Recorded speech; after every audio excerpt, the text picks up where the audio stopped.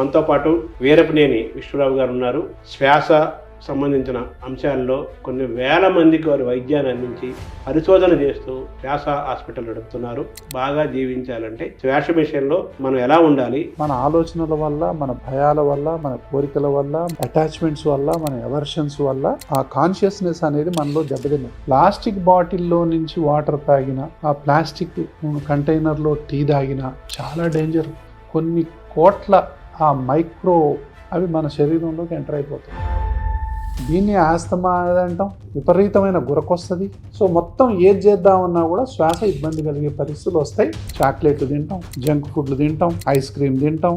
కొంతమంది బిర్యానీతో పాటు పక్కన కూల్ డ్రింక్ పెట్టుకుంటాం. దాని మీద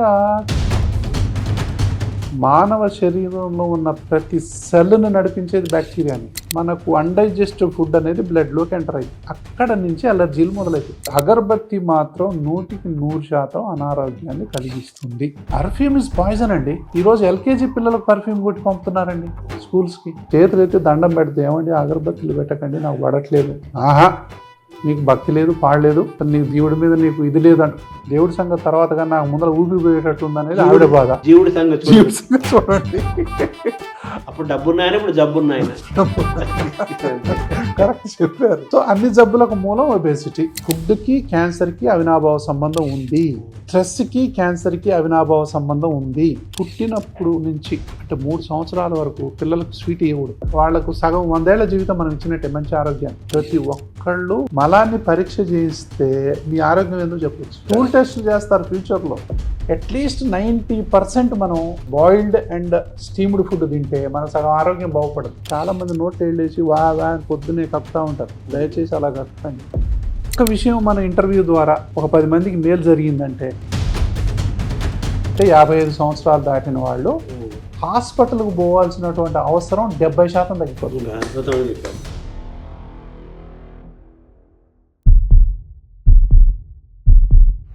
నమస్కారం. మనతో పాటు వీరపనేని విష్ణురావు గారు ఉన్నారు.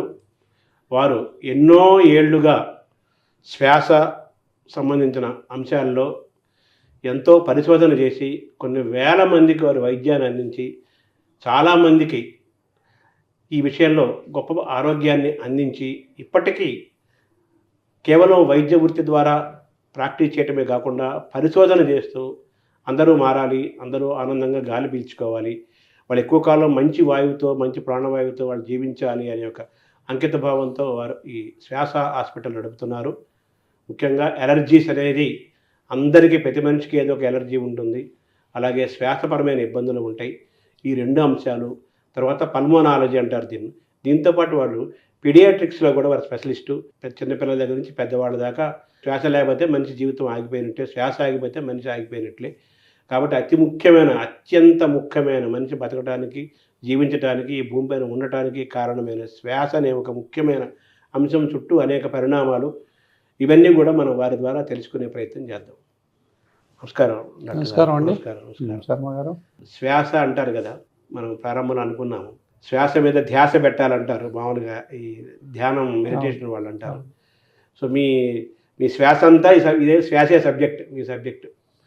ఇప్పుడు వయసులకు సంబంధం లేకుండా చిన్నపిల్లలకి, పెద్దవాళ్ళకి, పల్లెల్లో ఉండేవాళ్ళకి, పట్టణాల్లో ఉండేవాళ్ళకి, నగరాల్లో ఉండేవాళ్ళకి, పెద్ద పెద్ద ఛాంబర్లో, ఏసీ ఛాంబర్లో ఉండేవాళ్ళకి, రోడ్డు మీద మామూలుగా పనులు చేసుకునే వాళ్ళకి అందరికీ ఎలర్జీస్ వస్తున్నాయి. ప్రతి వాళ్ళు ఎలర్జీతో ఇబ్బంది పడుతున్నారు. ఆ ఫుడ్ పడలేదనో, ఈ గాలి పడలేదనో, ఈ నీరు పడలేదనో అందరికీ ఎలర్జీస్ ఇబ్బంది పడుతున్నారు. శ్వాస పరంగా ఇబ్బంది పడి నిద్ర పట్టక, నిద్రలేని రాత్రులు గడుపుతున్నారు. వాళ్ళు చుట్టూ ఉండేవాళ్ళు కూడా చాలా ఇబ్బంది పడుతున్నారు. శ్వాస అనేది జీవనాడి కదా మనిషి. సో మనిషి పుట్టినప్పటి నుంచి, పుట్టబోయే ముందు నుంచి వెళ్ళిపోయేంత వరకు స్వచ్ఛమైన శ్వాసతో హాయిగా, ఆనందంగా, ఆరోగ్యంగా నిద్రపోతూ తిన్నది అరిగించుకుంటూ బాగా జీవించాలంటే శ్వాస విషయంలో మనం ఎలా ఉండాలి? సో ఎంతో అంటే టోటల్ ప్రకృతి అంతా ఈ ప్రశ్నలో ఇమిడి ఉంది. అంటే మీరు అన్నట్టు శ్వాస ఎంత ఇంపార్టెంట్ అనే దాని గురించి చెప్పాలంటే, శ్వాసే జీవితం. శ్వాసించలేకపోవడం నిజంగా శాపం. శ్వాసను అందించటమే మా శ్వాస హాస్పిటల్ యొక్క ధ్యేయం అనేది పెట్టుకున్నాను నేను. సో ఈ శ్వాస అనేది మనకి పుట్టుకతోనే మొదలైదిగా, పుట్టగానే శ్వాసతోనే మొదలైంది, మళ్ళా శ్వాసతోనే అంతమైంది. సో మధ్యలో ఇదంతా ఒక నాటకం వాటెవర్. సో శ్వాసతో మొదలై శ్వాసతో అంతమయ్యేటటువంటి ఈ జీవ పరిణామ క్రమంలో ఎన్నో రకాలైనటువంటి కారణాలు ఈ శ్వాసకు ఉపయోగపడతాయి, ఈ శ్వాసని ఇబ్బంది పెడతాయి. ఎన్నో. ఎక్కడ మొదలవుతుంది అంటే, ఇప్పుడు మనం తల్లి గర్భంలో ఉన్నప్పటి నుంచే చూద్దాం.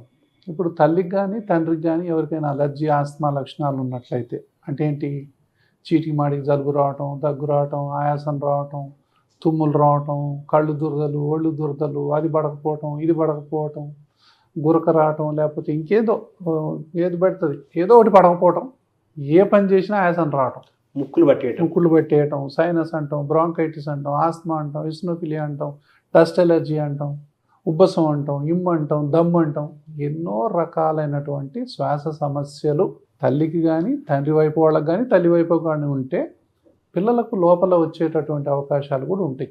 సో అప్పుడు తల్లి గర్భంలో ఉన్నప్పుడే వీళ్ళకి ఏదైతే పడదో ఆ వస్తువులను ఎక్కువ తీసుకోవద్దు. సపోజ్ తల్లికి ఒకటి పడదు, సో ఆ పడని వస్తువులు తీసుకోకుండా ఉంటేనే బెటర్. తర్వాత వీళ్ళు విపరీతమైనటువంటి పొల్యూషన్కి గురి కాకూడదు, ఎక్స్పోజ్ అవ్వకూడదు. విపరీతమైన పొల్యూషన్, అవుట్డోర్ పొల్యూషన్ కానీ ఇండోర్ పొల్యూషన్ కానీ, అగరబత్తీలు కానీ, పర్ఫ్యూమ్స్ కానీ, మన చేతిలో ఉన్నటువంటి ఏదైతే ఉన్నాయో ఆ పొల్యూషన్కి కొంచెం దూరంగా ఉండాలి. ఎంత మంచి గాలి పీలిస్తే అంత మంచిది. అంటే గాలి, పరిశుభ్రమైన గాలి ఎక్కడిది, ఇప్పుడు ఉన్న గాలినైనా పాడు చేయకుండా ఉండాలి. సో గాలి ధారాళంగా రావాలి, మళ్ళీ వెళ్ళిపోవాలి. సో క్రాస్ వెంటిలేషన్ అంటాం. ఇప్పటికే పాడైపోయింది కదా. సో సూర్యరశ్మి రావాలి, కంపల్సరీ సూర్యరశ్మి. ఈరోజు 20-30 నిమిషాలన్నా సూర్యరశ్మి మనం ఎక్స్పోజ్ అవ్వాలా. సూర్యుడు ఆరోగ్య ప్రదాత కదా. సూర్యుడే ఈ మొత్తం భూమండలానికి ఆరోగ్యాన్ని ఇచ్చేదే సూర్యుడు. సూర్యుడిని మనం ఎక్స్పోజ్ కాకుండా, సూర్యుడిని చూడకుండా, సూర్యుడు తగలకుండా మనం గనక ఉంటే ఖచ్చితంగా మనకు అనారోగ్యం సంప్రాప్తిస్తుంది. ఆరోగ్యం కూడా సూర్యుని చూడటంతోనే మొదలవుతుంది. అనారోగ్యం రెండు అక్కడే ఉన్నాయి. అది సూర్యుడిని చూస్తే ఆరోగ్యం ఉంటుంది, చూడకపోతే అనారోగ్యం. ఎగ్జాక్ట్లీ. అంటే 100కి 70-80% మందికి ఈ దేశంలో విటమిన్ డి డెఫిషియన్సీ ఉంది. ఈ విటమిన్ డి అనేది మనకు సూర్యరశ్మి వల్ల, సూర్యుడు ఎప్పుడైతే వచ్చి ఆ కాంతి మన చర్మం మీద పడుతుందో కొన్ని రకాలైనటువంటి ప్రక్రియలు జరిగి విటమిన్ డి అనేటటువంటిది ఒకటి తయారైంది. ఇప్పుడు ఈ విటమిన్ డి ఎంత ప్రాముఖ్యం అంటే, అన్ని క్రానిక్ డిసీజెస్కి మూలం విటమిన్ డి లోపము. చాలా రకాలైనటువంటి దీర్ఘకాలిక వ్యాధులకు విటమిన్ డి లోపమే మూల కారణం. కాబట్టి సూర్యుని కంపల్సరిగా ఎక్స్పోజ్ అవ్వాలా. తర్వాత సూర్యుడు ఒక పంచభూతం కదా, అగ్నియే కదా, ప్రత్యక్ష దైవం కదా. తర్వాత ఇంకోటి మంచి నీళ్లు, వాటర్ పొల్యూట్ అయినటువంటి వాటర్ తాగితే ఆరోగ్యం ఎట్లా వస్తుంది? సో కంపల్సరిగా ఈ వాటర్ ఎక్కడి నుంచి తాగుతున్నాం అనేది కూడా చాలా ఇంపార్టెంట్. ప్లాస్టిక్ బాటిల్లో నుంచి వాటర్ తాగిన, వేడి నీళ్ళు మనం టీ కప్పుల్లో ఆ ప్లాస్టిక్ కంటైనర్లో టీ తాగిన చాలా డేంజర్. కొన్ని కోట్ల ఆ మైక్రో ప్లాస్టిక్ అంటాం, అవి మన శరీరంలోకి ఎంటర్ అయిపోతాయి. ఇప్పుడు అవే అన్నిటి జబ్బులకు మూల కారణం. క్యాన్సర్ విపరీతంగా పెరిగిపోవడానికి మూల కారణం ప్లాస్టిక్ ఇంజెక్షనే. అక్కడి నుంచి మనకు అనారోగ్యం మొదలైంది. ఒకప్పుడు కుండల్లో ఉండేది, రాగి చెంబుల్లో ఉండేది, సరస్సుల్లో నుంచి తాగేవాళ్ళం, చెరువుల్లో నుంచి తాగేవాళ్ళం. సో ఇప్పుడు ఆ పరిస్థితి లేదు కదా, మొత్తం కలుషితమైంది. కాబట్టి మొత్తాన్ని తీసుకొచ్చి బాటిల్లో ఇచ్చేసాం. సో ఆ బాటిల్లో అంతా ప్లాస్టికే. సో ఆ ప్లాస్టిక్ వాటర్ మనం తాగుతున్నామని తెలుసుకోవడానికి 20-30 ఏళ్ళు పట్టింది ఇప్పుడు మనకి. ఇప్పుడు మాత్రం అర్థమవుతుంది, అయ్యో ప్లాస్టిక్ బాటిల్లో తాగకూడదు, మళ్ళీ రాగి చెంబుల్లోనే తాగాలి, మట్టి కుండలో నీళ్ళే తాగాలి అని చెప్పి మళ్ళీ మొదలుపెట్టాం. సో ఇన్ని సంవత్సరాల తర్వాత వెనక్కి వెళ్తున్నాం, మళ్ళీ బ్యాక్ టు బేసిక్సే.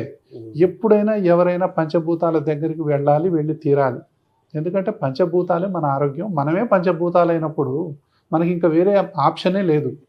సో ఈ పంచభూతాలు అంటే చాలామందికి ఏముంటుందంటే ఏదో చాదస్తంలాగా, ఇదేదో ఒక ఇదిలాగా అనిపిస్తుంది.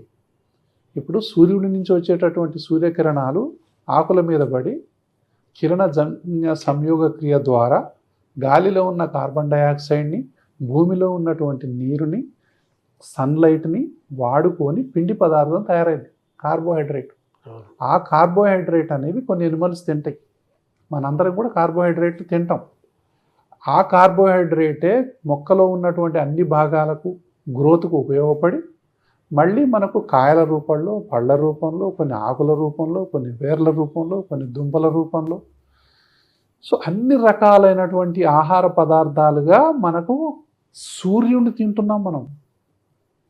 వాటరు ప్లస్ గాలి ప్లస్ సూర్యరశ్మి అవే తింటున్నాం.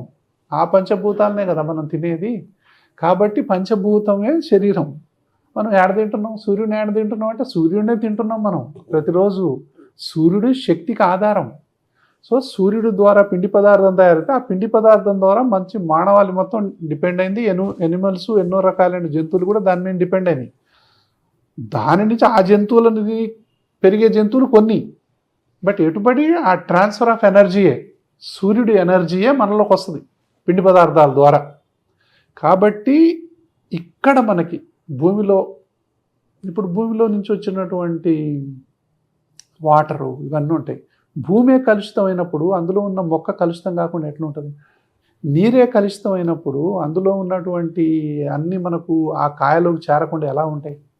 కాబట్టి ఇప్పుడు పొల్యూటెడ్ ఏరియాస్లో ఉన్న భూమిలో పెరిగినటువంటి ఏ మొక్కలైనా, ఆ మొక్క నుంచి వచ్చిన పండైనా, కూరగాయ అయినా, ఆకులైనా ఏదైనా కూడా విషతుల్యమే. అంటే మనం తినే ఆహారము, పీల్చే గాలి అన్నీ కలుషితం అవడం వల్ల మనం కలుషితం మోస్తున్నాం. మొత్తం ఇప్పుడు మనం పొల్యూషన్, గాలి మొత్తం పొల్యూషన్ అయిపోయింది, నీరు మొత్తం కాలుష్యం అయిపోయింది, భూమి కాలుష్యం అయిపోయింది, దాని తర్వాత ఉన్నటువంటి స్పేసే మొత్తం పొల్యూషన్ అయిపోయింది. సో అన్నీ సో ఇప్పుడు సూర్యరశ్మి అందని వాళ్ళు 100కి 70 నుంచి 80% మంది, చాలామంది కూడా సూర్యుని చూడని వాళ్ళు ఉన్నారు ఇప్పుడు డైరెక్ట్గా. తర్వాత పొద్దున్నే 6కో 7కో బయలుదేరి కారులో కూర్చొని మళ్ళీ ఆఫీస్లో కూర్చొని మళ్ళీ నైట్కి ఇంటికి వస్తారు కదా. ఎవరు సూర్యుడికి ఎక్స్పోజ్ అవ్వరు. సో సూర్యుడికి ఎక్స్పోజ్ అవ్వట్లా. కాబట్టి కంపల్సరీ ఒక మంచి గాలికి ఎక్స్పోజ్ అవ్వట్లా, భూమి మీద ఒక పచ్చిక బయళ్ళ మీద నడవట్లా, మనం పచ్చని ప్రకృతిని ఎక్కడ చూడట్లా. ఇవన్నీ ఆరోగ్య ప్రదాతలే. కాబట్టి ఇవన్నీ కూడా మన ఆరోగ్యం రావడానికి మూల కారణాలు. ఈ పంచభూతాలను ఎప్పుడైతే మనం డిస్టర్బ్ చేశామో అవి భూతాలై ప్రేతాలై మనని డిస్టర్బ్ చేస్తున్నాయి. ఎప్పుడు? గర్భంలో ఉన్నప్పటి నుంచే. సో ఆ తల్లిదండ్రులకు అలర్జీ, ఆస్మా లక్షణాలు ఉంటే పిల్ల పుట్టిన తర్వాత నుంచే తల్లిదండ్రులు మొదలవుద్ది. నాకు జలుబు ఉంది, దగ్గుంది, ఆయాసం ఉంది, మరి వీళ్ళకి కూడా వస్తుందో ఏమో అని. సో మెల్లగా 3వ నెల కాగానే ముక్కులు ముసముస అంటాం, మెల్లగా దగ్గు రావటం, మెల్లగా ఆయాసపడటం అనేది జరుగుతుంది. ఈ లోపల పుట్టగానే ఏం చేస్తాం? మనం సాంబ్రాణి పోగేస్తాం. మన సంస్కృతి సాంప్రదాయం. ఈ సంస్కృతి సాంప్రదాయాలు రెండు వైపులా పదునున్న కత్తి లాంటివి. ఒక్కోసారి పిల్లల ఆరోగ్య విషయంలో అగరబత్తిలు వెలిగిస్తాం, సాంబ్రాణి పోగేస్తాం, ఇంకా ఏదేదో రకరకాలైనవి చేస్తాం. ఇవన్నీ కూడా మన బాడీకి తెలియదు. అవన్నీ కూడా కార్బన్ డైఆక్సైడే కదా. ఈ విషతుల్యమైనటువంటి ఆ గాలి చిన్నపిల్లల్లో కనుక పోయినట్లయితే మెల్లగా ఊపిరితిత్తులు, ఆల్రెడీ అలర్జీ జీన్స్ ఉన్నాయి, మనం ఆల్రెడీ ట్రిగ్గరే చేస్తున్నాం. అంటే పొగ రూపంలో, సాంబ్రాణి రూపంలో, అగరబత్తి రూపంలో, తర్వాత ఏదో ఒకటి పౌడర్ కనపడకుండా కొడతారు చిన్నపిల్లలకి. మొహం కూడా కనిపించకుండా కొడతారు, కళ్ళ మొత్తం కొట్టేస్తుంటారు. ఈ రెండు, ఇది జీన్స్, ఇది ట్రిగ్గర్, ఈ రెండు కలిసి మెల్లగా ఊపిరితిత్తులు, ముక్కులు ఈ విధంగా మెల్లగా క్లోజ్ అవుతాయి. అసలు అయితే ఇలా ఉండాలి. ఇలా క్లోజ్ అవటం మొదలు పెడతాయి. ఇక అప్పుడు 3వ నెల నుంచి మొదలవుద్దండి ఇది. 3వ నెల నుంచే, ఈ 3వ నెల నుంచే విపరీతంగా దగ్గుతారు. ఎంత దగ్గుతారంటే పిల్లలు దగ్గి వాంతి చేస్తారు, పాలు తాగలేరు. పాలు తాగాలంటే వాళ్ళకి శ్వాస అందాలిగా. శ్వాస అందనప్పుడు తల్లిపాలు తాగలేరు. కాబట్టి ఆ పాల కోసం ఇబ్బంది పడుతూ ఉంటారు, పక్కలు ఎగిరేస్తూ ఉంటారు గాలి పీల్చడం కోసం. ఇప్పుడు ఇట్లా ఉందనుకోండి, గాలి ఈజీగా పోదు కదా, ఇలా ఉంటే పోద్ది. ఎంతో కష్టపడి గుంజాలి. కాబట్టి మనకు పక్కలు ఎగిరేసినట్టు కనిపిస్తుంటుంది. అంటే ఉచ్ఛ్వాస నిశ్వాసలు అనేవి గాలి పీల్చుకోవడం వదలడం సహజంగా జరగాలి. సహజంగా మనకు తెలియకుండా జరిగిపోయాయి ప్రక్రియ అది. కానీ ఇక్కడ మాత్రం బిడ్డ ఆ అవస్థ పడుతుంటే తల్లిదండ్రులు చూడలేరు, ఏడుస్తారు. వాళ్ళు తీసుకునే శ్వాస చూస్తే వీళ్ళ శ్వాస ఆగిపోతుంది, అంత బాధపడతారు. రోజుల పిల్లలు కూడా ముక్కులు పట్టేస్తాయి. తర్వాత ఇదేస్తాయి ముక్కు. మళ్ళీ ఇందులోనే ముక్కులో నూనె వేసేవాళ్ళు కొంతమంది, చెవులో నూనె వేసేవాళ్ళు కొంతమంది, ఎక్కడ కళ్ళల్లో నూసేవాళ్ళు కొంతమంది. ఇట్లా కొన్ని ఆచారాలు ఉన్నాయి. అవి చాలా ప్రమాదకరం అని చెప్పి చాలామందికి తెలియదు. కాబట్టి ఇలాంటివి ఏవి కూడా ఈ ప్రాక్టీసెస్ అన్నీ దయచేసి తీసేసేయాలి. వెనకటి వాళ్ళందరూ మనం చేసాము, మనం ఇప్పుడు కూడా చేయమంటే అప్పుడు ఆరోగ్యం లేదు, అప్పుడు గాలి లేదు, అప్పుడు నీళ్లు లేవు, అప్పుడు వాతావరణం లేదు, అప్పుడు ఫుడ్ ఇప్పుడు లేదు. అంటే మీరు అన్నట్టుగా ఆహారము గాలి నీరు లేనట్టుగానే అప్పుడు సాంబ్రాన్ని వెలిగించినా లేకపోతే అగరబత్తి చేసినా కానీ అవి కొంచెం ప్యూరిటీ ఉండేవేమో. అంటే అప్పట్లో ఇప్పుడు ఎక్కడి నుంచి వస్తాయి ఇవన్నీ కెమికల్స్ కదండి. ఇప్పుడు అగరబత్తీలన్నీ కెమికల్స్తోనే తయారవుతాయిగా అవును. ఇవన్నీ. ఒకప్పుడు మరి ఆ శాండల్వుడ్ నుంచి తీసేవాళ్ళేమో మనకు తెలియదు డైరెక్ట్గా, అలాగే అనుకోవాలి మనం. అలా అనుకోవాలి. సో అందులో నుంచి తీసిన వాటిల్లో మనం ప్రకృతికి సంబంధించింది కాబట్టి హాని చేయకపోయి ఉండొచ్చేమో. ఇప్పుడు మాత్రం కంపల్సరీ కెమికల్స్ అయ్యి, కెమికల్స్ నుంచి ఆరోగ్యం ఎలా వస్తుంది? కాబట్టి సంస్కృతి సాంప్రదాయాన్ని మనం గౌరవించాలి. అది నెంబర్ 1. ఎప్పుడైనా మీరు అగరబత్తి వెలిగించదలుచుకుంటే తులసి మొక్కకి వెలిగించుకోండి, 1 లేదా 2 వెలిగించుకోండి. ఇంట్లో ఎన్ని పటాలు ఉంటే అన్ని పటాలు వెలిగించినంత మాత్రాన భక్తి ఏం కాదు. సో బయట వెలిగించుకోండి, మంచిగా దండం పెట్టుకోండి, అన్నీ చేసుకోండి. సో ఇలాంటివి చేయకుండా మనం గనక ఈ అగరబత్తీలు ఇవి చాలా ఇంపార్టెంట్ అండి. ఇండోర్ పొల్యూషన్ వల్ల చాలా మంది పిల్లలు ఇబ్బంది పడుతున్నారు. కొంతమంది మనం ఈ పూజ చేసి ఆ టాపిక్ మంచి టాపిక్ తీసుకొచ్చారు. ఆ దేవుడు గది ఉంటుంది కదా, అక్కడ పటాలు పెట్టుకొని ఫుల్ కొట్టు 1 డజను అగరబత్తులు పెట్టుకొని కూర్చుంటారు. అదంతా వాడికి వెళ్తుంటుంది కదా. ఎంత బాధపడతారండి ఈ విషయంలోనైతే. నేను ఎన్ని 100 సార్లు చెప్పాను. అంటే ఇప్పుడు సపోజ్ అండి, చేసే ఆయనకు అలర్జీ ఉండదు, ఆస్మా ఉండదు, ఆయన బాగానే ఉంటాడు, వాళ్ళ వైఫ్కి ఉండొచ్చు, ఆవిడ నరకం అనుభవిస్తుంటాడు. చేతులు అయితే దండం పెడితే ఏమండి అగరబత్తులు పెట్టకండి, నాకు పడట్లేదు. ఆహా, నీకు భక్తి లేదు, పాడలేదు, నువ్వు ఆ అగరబత్తులు వద్దంటావా? అసలు నీకు దేవుడి మీద నీకు ఇది లేదంట. దేవుడి సంగతి తర్వాత కానీ నాకు ముందర ఊపిరిపోయేటట్టు ఉందనేది ఆవిడ బాధ. జీవుడి సంగతి చూడండి అనేది వాళ్ళ బాధ ఉంటుంది. అంటే దానికి ఆల్టర్నేటివ్గా దీపం వెలిగించుకోవచ్చు కదా. అది ఆవు నెయ్యితో, అది చిన్న దీపం కనపడనట్టుగా. ఇప్పుడు భక్తి అనేది ప్రదర్శించేది కాదు కదా, ఆత్మకు సంబంధించి అనుభవించేది. ప్రదర్శించేది కాదు, ప్రదర్శించేది ఏది కూడా భక్తి కాదు నా దృష్టిలో. కళ అవుతుంది కానీ భక్తి కాదు. కాబట్టి ప్రదర్శించకుండా నిజంగా ఉంటే చిన్న దీపం వెలిగించుకోండి, కనపడినట్టుగా ఆవు నెయ్యితో వెలిగించుకోండి. దాని తర్వాత అగరబత్తి వెలిగిస్తే తులసి మొక్కకు బయట వెలిగించుకోండి. ఆవు నెయ్యి వేరే నూనెతో వెలిగించిన ప్రమాదమా? అట్లనే ఏం కాదు. సో దీంట్లో మనకు తరతరాల నుంచి వస్తుంది కదా, ఏదైనా వెలిగించండి, కానీ కొంచెం కల్తీ లేని నూనె ఏదైనా ఉంటే దాంతో వెలిగించడం మంచిది అనేది నా ఉద్దేశం ఇక్కడ. సో అంతే తప్ప మిగతా ఏదో అగరబత్తి అనేది కంపల్సరీ. అగరబత్తి మాత్రం 100% అనారోగ్యాన్ని కలిగిస్తుంది, అందులో అనుమానం లేదు. ఏమండి 2-3 అగరబత్తీలు అంటే దాదాపు మనం సిగరెట్తో పోల్చకూడదు, కానీ సిగరెట్ తాగితే ఎంత నష్టం ఉంటుందో ఇప్పుడు ఉన్నటువంటి అగరబత్తీలని పీలిస్తే అంత అనారోగ్యం వస్తుంది. ఎవరికి తెలుస్తుందండి ఈ విషయం? మా దగ్గరకు వచ్చే వాళ్ళు చెప్తుంటారు మాకు, సార్ మా ఆయనకు నేను నెత్తి నోరు కొట్టుకొని చెప్తాను, వాడు వినరు. తర్వాత మళ్ళీ జెంట్స్ కూడా ఉంటారుగా, సార్ నాకు ఆస్మా ఉంది, మా ఆవిడ వినదు. పూజ చేసేవాళ్ళు 2 వైపులు ఉంటారు. సో కాబట్టి కొంతమందికి అత్తమామలకు ఉంటుంది, ఇంట్లో ఎవరికైనా ఉండొచ్చు కదా, ఎవరికి ఉన్నా వాళ్ళకు పడదు. కొంతమంది చిన్న పిల్లలకు ఉంటుంది. చిన్న పిల్లలకి ఎంత ఆస్మా ఉంటుంది అంటే ఎన్ని మందులు వాడినా తగ్గదండి. కారణం ఏందా అని చూస్తే వీళ్ళు ఇంట్లో అగరబత్తీలు వెలిగిస్తూ ఉంటారు, పర్ఫ్యూమ్స్ వాడుతూ ఉంటారు, సాంబ్రాణి పొగలు వెలుస్తూ ఉంటారు. మీకు తెలుసు కదా, ఒక షాప్ ఓపెన్ చేయగానే ఎన్ని సాంబ్రాణి పొగలు పెడతారో.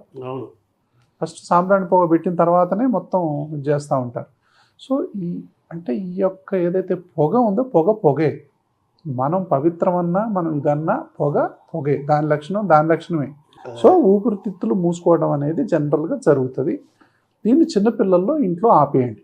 ఎవరైతే చిన్నపిల్లలు పుట్టగానే అలర్జీ ఆస్తమాకు గురయ్యే అవకాశాలు ఉన్నాయో వాళ్ళల్లో ఈ ప్రాక్టీసెస్ ఆపేయండి. అంటే ఓవరాల్గా ఏంటంటే అగరబత్తులు అనేది స్టాప్ అగరబత్తులు, పర్ఫ్యూమ్ ఇస్ పాయిజన్ అండి. ఈరోజు LKG పిల్లలకు పర్ఫ్యూమ్ కొట్టి పంపుతున్నారండి స్కూల్స్కి. తర్వాత మళ్ళా స్కూల్లో పోతే ఏసీలు, బాడీ పర్ఫ్యూము, కార్లకి, రూమ్కి ఎక్కడ చూసినా కెమికల్సే. అంటే మన జీవితం అంతా కెమికల్ మయమైపోయింది. ఇంట్లో ఫ్లోర్ క్లీనర్స్ కెమికలే, బాత్రూంలో కొన్ని వాసన రాకుండా అవి కెమికల్సే, దాని తర్వాత సోపులు కెమికల్సే, మనం బాడీ అంటే ఏంటి కొన్ని డియోడరెంట్స్ అంటాం, అదంటాం ఇదంటాం, బాడీ స్ప్రేలు అంటాం, మళ్ళీ కాస్మెటిక్స్ అంటాం, మన మేకప్ అంటాం, అన్నీ కూడా కెమికల్సే. అంటే ఒకప్పుడు సుగంధ ద్రవ్యాలు వాడేవాళ్ళు, ఇప్పుడు లేక ఆల్టర్నేటివ్ ఇది వాడుతున్నారు. తర్వాత అవి కూడా పరిమితంగా వాడేవాళ్ళేమో, మరి ఇట్లా ఇది కాకుండా. సరే ఇవన్నీ కూడా మొత్తానికైతే కాలుష్య కారకాలు. ఈరోజు ప్రపంచవ్యాప్తంగా అలర్జీ, ఆస్మా పెరిగిపోవటానికి మూల కారణం ఏంటంటే మారుతున్న జీవన విధానాలు, పెరుగుతున్న వాతావరణ కాలుష్యం, దాంతోపాటు ఎన్నో రకాలైనటువంటి క్రీములు అప్లై చేసుకోవటం, ఎన్నో రకాలైనటువంటి జంక్ ఫుడ్స్, మనకు అర్థం కాని జంక్ ఫుడ్స్ని మనం తినటం, ప్రకృతి నుంచి వచ్చేటటువంటి ఫుడ్కి దూరం అయిపోవటం. ప్రకృతికి ఎంత దూరం అయిపోతామో అనారోగ్యం అంత పెరిగిపోద్దండి, అంత దగ్గర అవుతాం. ప్రకృతికి దూరం అవుతా ఉంటే మీరు చెప్పినట్టు అనారోగ్యానికి దగ్గర అవుతా ఉంటాం. సో కాబట్టి మళ్ళీ మనం ప్రకృతి దగ్గరికి రావాలి అంటే అందరం ఈరోజు ఏం మాట్లాడుతున్నారో తెలుసా? మైక్రోబయోమ్ అనేటటువంటి ఒక సబ్జెక్ట్ వచ్చింది ఇప్పుడు. ఏంటంటే మన యొక్క పొట్టలో గట్ హెల్త్ అంటున్నాం. అంటే మంచి బ్యాక్టీరియా ఉంటాయి. ఈ బ్యాక్టీరియా అనేది అసలు ఈ భూమే బ్యాక్టీరియాకు సంబంధించిన తర్వాత వచ్చాం మనం. అసలు వాటిదే మొదటి ఆవాసం, తొలి జీవి అదే. 300 కోట్ల సంవత్సరాలు ఫస్ట్ ఉంది బ్యాక్టీరియానే. లాస్ట్ ఏదో 50 లక్షలు 20 లక్షల సంవత్సరాల నుంచే మెల్లమెల్లగా మనిషి అనేవాడు కనపడబట్టి 2-3 లక్షల సంవత్సరాలు తర్వాత ఏదో కొన్ని లక్ష సంవత్సరాలు 2 లక్షల సంవత్సరాల లోపు నుంచే మనిషి కనపడటం అనేది మొదలైంది. Very very very latest. కాబట్టి ఇవన్నీ వాటికి సంబంధించినవి. అందులో బ్యాక్టీరియా అనేది, ఆ బ్యాక్టీరియా మన ప్రతి జీవిలో, ప్రతి ఆకులో, ప్రతి నీటిలో, ప్రతి భూమిలో, పంచభూతాల్లో మొత్తం ఆవరించి ఉంది బ్యాక్టీరియా. మొత్తం ఎక్కడ కొన్ని కోట్ల కణాలు ఉంటాయి. ఇప్పుడు ఈ చేతిలో కొన్ని కోట్ల కణాలు ఉంటాయి. ఆ బ్యాక్టీరియాను మొత్తం తీసేస్తే 5 రోజులు కూడా బతకం మనం. కాబట్టి మొత్తం కూడా గట్ బ్యాక్టీరియా, మంచి బ్యాక్టీరియా, చెడ్డ బ్యాక్టీరియా అని 2 ఉంటాయి. బ్యాడ్ కొలెస్ట్రాల్, గుడ్ కొలెస్ట్రాల్ అలాగా. సో ఈ బ్యాక్టీరియాకు నైవేద్యం ఏంటి అంటే ప్రకృతి నుంచి వచ్చినటువంటి ఆహారాన్ని అది నైవేద్యంగా స్వీకరిస్తుంది. దాని మీద మాత్రమే ఆ బ్యాక్టీరియా బతుకుతుంది. గుడ్ బ్యాక్టీరియా ఆకుకూరలు కానివ్వండి, దుంపకూరలు కానివ్వండి, తర్వాత పళ్ళు కానివ్వండి, తర్వాత మన డ్రై ఫ్రూట్స్ కానివ్వండి, ఫ్రూట్స్ కానీ ఏదైనా సరే. మనం బియ్యం ఉంటాయి కదా, దంపుడు బియ్యం మీద ఇంత పొర ఉంటుంది అసలైతే. ఆ పొర మీద బతుకుద్ది అది. కానీ ఆ పొరనే తీసేస్తాం మనం. ఇప్పుడు అందరికీ అర్థమయ్యి అరే పొర చాలా మంచిదంట, అది బ్యాక్టీరియా ఆ పొరని మాత్రం తింటుంది. ఆ పొరని తిని మనకు ఆరోగ్యం ఇస్తుంది. మనం ఆ పొరనే తీసేస్తున్నాం. తీసేసేసరికి ఆ బ్యాక్టీరియా ఏం చేస్తుంది?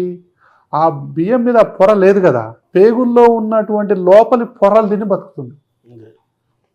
సో బ్యాక్టీరియా మన పేగుల్లో ఉన్నటువంటి గోడలకు ఉన్నటువంటి సున్నితమైనటువంటి మ్యూకస్ని తిని బతకాల్సిన పరిస్థితులు మనం కల్పిస్తున్నాం. ఎందుకంటే అది తినాల్సినటువంటి క్వాలిటీ ఆహారం దానికి ఏడ దొరకట్లేదు, ఇవ్వట్ల. సో అంత జంక్ ఫుడ్ ఇస్తున్నాం, అది వెతుక్కుంటుంది ఎక్కడుందా మంచి ఆరోగ్యం. దానికి ఆహారం కావాలి, దానికి కావాలి కదా ఆరోగ్యం. అది జీవి. ఎప్పుడైతే బ్యాక్టీరియా బతుకుతుందో మనం బతుకుతాం. ఇప్పుడు రానున్న సంవత్సరాలు మొత్తం కూడా మనం మైక్రోబయోమ్ తప్ప ఇంకేం మాట్లాడం. ప్రపంచం మొత్తం మాట్లాడే ఏకైక సబ్జెక్టు మైక్రోబయోమే. అంటే ఈ మైక్రోబయోమే, ఈ బ్యాక్టీరియా ఎంత ఉంటుంది అంటే క్రికెట్ బాల్ సైజులో ఉంటుంది. మన దాంట్లో మొత్తం కలిపి క్రికెట్ బాల్ సైజు ఉంటుంది. 1 కేజీ కూడా ఉండదు, 1/2 కేజీ బ్యాక్టీరియా అంతా కలిపితే టోటల్ చేస్తే అంటే మన బాడీలో ఎన్ని సెల్స్ ఉంటాయో అంతకు 100 రెట్ల సెల్స్ ఎక్కువ ఉన్నాయి. దాని పాపులేషన్ ఎక్కువ మన బాడీలో, మన సెల్ పాపులేషన్ కంటే. మనం ఏమనుకుంటున్నాం అంటే మన కంట్రోల్ అది ఉందనుకుంటున్నాం. మనం మైనారిటీ, చాలా మైనారిటీ, 100 రెట్ల మైనారిటీ. సో బ్యాక్టీరియా ఏదైతే ఉందో మన ఆరోగ్యాన్ని డిసైడ్ చేసేది బ్యాక్టీరియాని. మనం లావు ఉండొద్దా డిసైడ్ చేసేది బ్యాక్టీరియాని. మనకు షుగర్ ఫ్యూచర్లో వస్తుందా రాదా డిసైడ్ చేసేది బ్యాక్టీరియాని. మనకు తెలివితేటలు ఉన్నాయా లేదా డిసైడ్ చేసేది కూడా బ్యాక్టీరియా. అది కెమికల్స్ ఉంటాయి, షార్ట్ చైన్ ఫ్యాటీ యాసిడ్స్ అంటాం, డోపమిన్ అంటాం, దాని తర్వాత సెరోటోనిన్ అంటాం. ఇవన్నీ కూడా ఆ బ్యాక్టీరియా ఈ యొక్క ఫెర్మెంటెడ్ ఈ ఫుడ్ మీద పనిచేసినప్పుడు అవి తయారు చేసేటటువంటి కొన్ని కెమికల్స్ అవి. వాటి వల్ల మాత్రమే ఇవి తయారవుతాయి. ఇవి మన గట్ హెల్త్ మొత్తాన్ని కాపాడతాయి, మన గట్ లైనింగ్ని కాపాడతాయి. కాబట్టి మనం ఏది వేసినా కూడా అడ్డగోలుగా బ్లడ్లోకి ఎంటర్ కాకుండా ఆ పొరను తయారు చేసేదే అవి. తర్వాత ఈ కెమికల్స్ ఎప్పుడైతే మనకు డోపమీను, సెరోటోనిను డైరెక్ట్గా మనకు బ్రెయిన్కి వెళ్ళి అవే న్యూరో ట్రాన్స్మిటర్స్ అంటాం. డోపమిన్ లేకపోతే డిప్రెషన్ పోతాడు మనిషి. అంటే మన ఆనందాలు బాధలు అన్నీ అక్కడే ఉన్నాయి. అన్నీ పొట్టలో ఉన్నాయి యాక్చువల్గా. సో ఇక్కడ కనుక ఆ కెమికల్స్ తయారవకపోతే మనం ఇక్కడ అంతా ఒట్టిదే. కాబట్టి మన ఆరోగ్యం అంతా గట్లో ఉందనేది ఒక ఆస్పెక్ట్. అది అంటే బ్రెయిన్ మొత్తం శరీరాన్ని మెయిన్ నడిపిస్తుంది కదా. ఎగ్జాక్ట్లీ. ఆ బ్రెయిన్ బ్యాక్టీరియా నడిపిస్తాయి. బ్రెయిన్ నడిపించేది బ్యాక్టీరియా. బ్రెయిన్ ఏంటండి, మానవ శరీరంలో ఉన్న ప్రతి సెల్ను నడిపించేది బ్యాక్టీరియాని. మన ఆరోగ్యమే మన యొక్క బ్యాక్టీరియా. ఇప్పుడు ఏం చేస్తున్నాం, ఆ మంచి బ్యాక్టీరియా ఏంటో తెలుసుకొని దాదాపు ఒక 200-300 బ్యాక్టీరియాని ఇప్పటిదాకా కనుక్కున్నారు మనకు ఉపయోగపడే వాటిని క్యాప్సూల్ రూపంలో ఇస్తున్నాం మనం. దాని తర్వాత ఈ యొక్క బ్యాక్టీరియా షుగర్ వచ్చిందనుకోండి, దీనికి సంబంధించినటువంటి బ్యాక్టీరియాని వేస్తే షుగర్ కంట్రోల్ అవుతుంది. ఆస్తమా ఉందనుకోండి, ఇప్పుడు మనం అక్కడికి వస్తున్నాం, ఆస్తమా డెవలప్ అవడానికి కారణం అంటే ఆ బ్యాక్టీరియాని ఏదో చంపేసాం మనం. మళ్ళీ ఆ బ్యాక్టీరియాని కనుక మనం ఇచ్చినట్లయితే మళ్ళీ ఆస్తమా తగ్గుముఖం పడటాన్ని రీసెర్చ్లో గమనిస్తున్నారు. ఇప్పుడు అంటే మనం సప్లిమెంట్ చేస్తున్నాం క్యాప్సూల్ రూపంలో, పౌడర్ రూపంలో, లిక్విడ్ రూపంలో. దాన్ని మనం ప్రో బ్యాక్టీరియా అంటున్నాము, ప్రోబయాటిక్ అంటున్నాం. వాటిని తీసుకుంటున్నాం మనం. మన పెరుగు అనేది మంచి ప్రోబయాటిక్, డైరెక్ట్ ప్రోబయాటిక్. అది ప్రోబయాటిక్ అంటే మన పచ్చళ్ళు, ఊరగాయ పచ్చళ్ళు, మన ఉసిరిగాయ పచ్చడి కూడా ప్రోబయాటికే. ఇట్లా అంటే ఊరబెట్టింది ఏదైనా కూడా ప్రోబయాటిక్కి మంచి ఆహారం. అంటే ఊరగాయలు అంటారు చూసారా, ఊరగాయలు మొత్తం కూడా మంచి ప్రోబయాటిక్ అండి. అంటే క్యాబేజ్ని కానీ, దాని తర్వాత ఊరబెడతాయి, అన్ని ఊరబెట్టినాయి అని అంటారు ఆ యొక్క ప్రోబయాటిక్ అవి. తర్వాత చెడు బ్యాక్టీరియా ఎప్పుడు, చాక్లెట్లు తింటాం, జంక్ ఫుడ్లు తింటాం, ఐస్ క్రీమ్ తింటాం, కూల్ డ్రింక్ తాగుతాం, బ్రెడ్ తింటాం. అంటే అందులో కనీసం ఫైబర్ అనేది ఇంత కూడా ఉండదు. ఫైబర్ అంటే నార పీసు ఏమి ఉండదు, ఒట్టిదే అంత తినేస్తున్నాం. దాని మీద చెడు బ్యాక్టీరియా పెరుగుతుంది. అది మన అనారోగ్యాన్ని కలిగించేది. దాన్ని డిస్బయోసిస్ అంటాం. మంచి ఆరోగ్యం అయితే సింబయోసిస్. అది డిస్బయోసిస్ ద్వారా మనకేమైంది, ఫస్ట్ అంటే పేగుల్లో ఉన్న లైనింగ్ దెబ్బతింటుంది. అందులో నుంచి మనకు అన్డైజెస్టివ్ ఫుడ్ అనేది బ్లడ్లోకి ఎంటర్ అవుతుంది. అక్కడ నుంచి అలర్జీలు మొదలవుతాయి. సో గట్లోనే మన మూలాలు ఉన్న అలర్జీకి సంబంధించినవి. కాబట్టి డిస్బయోసిస్ ఏదైతే ఉందో దాని ద్వారా మెల్లమెల్లగా ఈ గట్ లైనింగ్ అంతా పాడైపోయి మెల్లగా మనం తినేటటువంటి ఆహార పదార్థాలు మెల్లగా ఈ యొక్క పేగుల గోడల్లో నుంచి ఆ లైనింగ్ లేదు కాబట్టి మెల్లగా ఎంటర్ అవుతాయి. ఎంటర్ అయిన తర్వాత మనకు జలుబు, దగ్గు, ఆయాసం, పిల్లికూతలు, రకరకాలైనటువంటి సమస్యలు రావడానికి అదొక కారణం. దాన్నే ఫుడ్ ఎలర్జీలు అంటాం. ఇప్పుడు చాలామందికి, ఒకప్పుడు చూసారా మన దేశంలో అసలు ఫుడ్ ఎలర్జీ లేవు. అసలు ఫుడ్ ఎలర్జీ అంటే మన దేశంలో తెలియదు. విదేశాల్లో ఫుడ్ ఎలర్జీలు ఎక్కువ ఉండేవి, మన దేశంలో లేదు. ఇప్పుడు మన దేశంలో శరవేగంగా పెరిగే వాటిల్లో ఫుడ్ ఎలర్జీలు ఒకటి. విపరీతంగా ఎలర్జీలు అనేవి పెరిగిపోవటానికి మూల కారణం ఏంటంటే మన ఆహార విధానాలు మారిపోయింది. కాబట్టి ఇదొకటి. తర్వాత ఇంకోటి ఏంటి, గాలి. పొల్యూటెడ్ గాలి ఎప్పుడైతే మనం డైరెక్ట్గా పీలుస్తున్నామో ఈ యొక్క మ్యూకస్ మెంబ్రెయిన్స్కి, ఊపిరితిత్తుల్లో ఉన్నటువంటి మ్యూకస్ మెంబ్రెయిన్కి అది విషతుల్యంగా పనిచేస్తుంది. అదే అగరబత్తీల వాసన, పర్ఫ్యూమ్స్ వాసన, దాని తర్వాత అన్ని రకాల powders, any dust is poison అండి. ఎనీ పౌడర్ ఏదన్నా, any powder is poison for the lungs. Any smell is poison for the lungs. Any dust, any smoke అది ఎంత పవిత్రమైన కానీ. ఇప్పుడు ఫ్రిడ్జ్లో ఏసీలు ఎలా చూడాలి అంటే చల్లటి కదా. అంటే ప్రకృతికి ఫ్రిడ్జ్ అనేది మనం కనుక్కున్నది కదా. చల్లటి నీళ్ళు తాగుతామని కాదుగా, పుట్టుకతోనే ఒక టెంపరేచర్లో ఉంటుంది వాటర్. అది తాగినప్పుడు మనకేం కాదు. మీరు చల్లటి నీళ్ళు తాగండి అంటే గొంతు పట్టేస్తుంది. మన బాడీ చెప్తుందిగా మనకి ఆల్రెడీ సంకేతం ఇస్తుంది, నీకు ఇది పడట్లేదు, నువ్వు చల్లటి నీళ్ళు తాగుతున్నావు అని చెప్పి సంకేతం. ఎవరో ఇవ్వాల్సిన అవసరం లేదు, మన బాడీయే మనకు మంచి సంకేతాలు ఇస్తుంది. మనం ఓవర్లుక్ చేస్తాం తప్ప వినాలిగా, గౌరవించాలి. So cool drinks, ice creams ఇవన్నీ కూడా మనం అవాయిడ్ చేయాలి. సో పొల్యూటెడ్ ఎయిర్ ఏదైతే ఉందో అది అలర్జీ, ఆస్మా రావడానికి అదొక మూల కారణం. మన ఫుడ్ ఒక మూల కారణం. చిన్నపిల్లల్లో ఈ ఊపిరి ఆడట్లేదు, జలుబు ఉంది, దగ్గు ఉంది, ఆయాసం ఉంది, దగ్గి వాంతి చేస్తున్నారు, పిల్లి కూతలు వస్తున్నాయి, హాస్పిటల్ అని తిరుగుతున్నాం, థ్రోట్ పెయిన్స్, అన్నీ. సో పక్కలు ఎగిరేస్తున్నారు, పిల్లి కూతలు వస్తున్నాయి. ఎన్ని చేసినా కూడా తగ్గట్లేదు. హాస్పిటల్ని మారుస్తుంటారు, డాక్టర్లను మారుస్తుంటారు, అన్ని రకాల వైద్యాన్ని మనం మారుస్తూనే ఉంటాం. కానీ రోజు అగరబత్తీలు పెడుతూనే ఉంటాం, మన పని మనం చేస్తున్నాం. పిల్లలకు పౌడర్లు కొడుతూనే ఉంటాం. సో పిల్లలకు ఐస్ క్రీమ్స్, చాక్లెట్స్, అవి ఇవి మనకు తెలియకుండా కూడా వాడు పాపం చాలామంది కంట్రోల్ చేయాలని చూస్తున్నారు. కానీ స్కూల్లో బర్త్డేలు ఉంటాయి, ఏదో ఒకటి సైలెంట్గా వేసేస్తారు. సైలెంట్గా పిల్లలు వాటికి బాగా తింటారు. యాక్చువల్గా అండి ఒక ఇంపార్టెంట్ విషయం చెప్పాలి. మనం పుట్టినప్పుడు నుంచి ఒక 1000 రోజులు అంటే 3 సంవత్సరాల వరకు పిల్లలకు స్వీట్ ఇవ్వకూడదు. స్వీట్ ఇవ్వకూడదు. స్వీట్ కూడా దగ్గు వస్తుంది, చాలా దగ్గు వస్తుంది.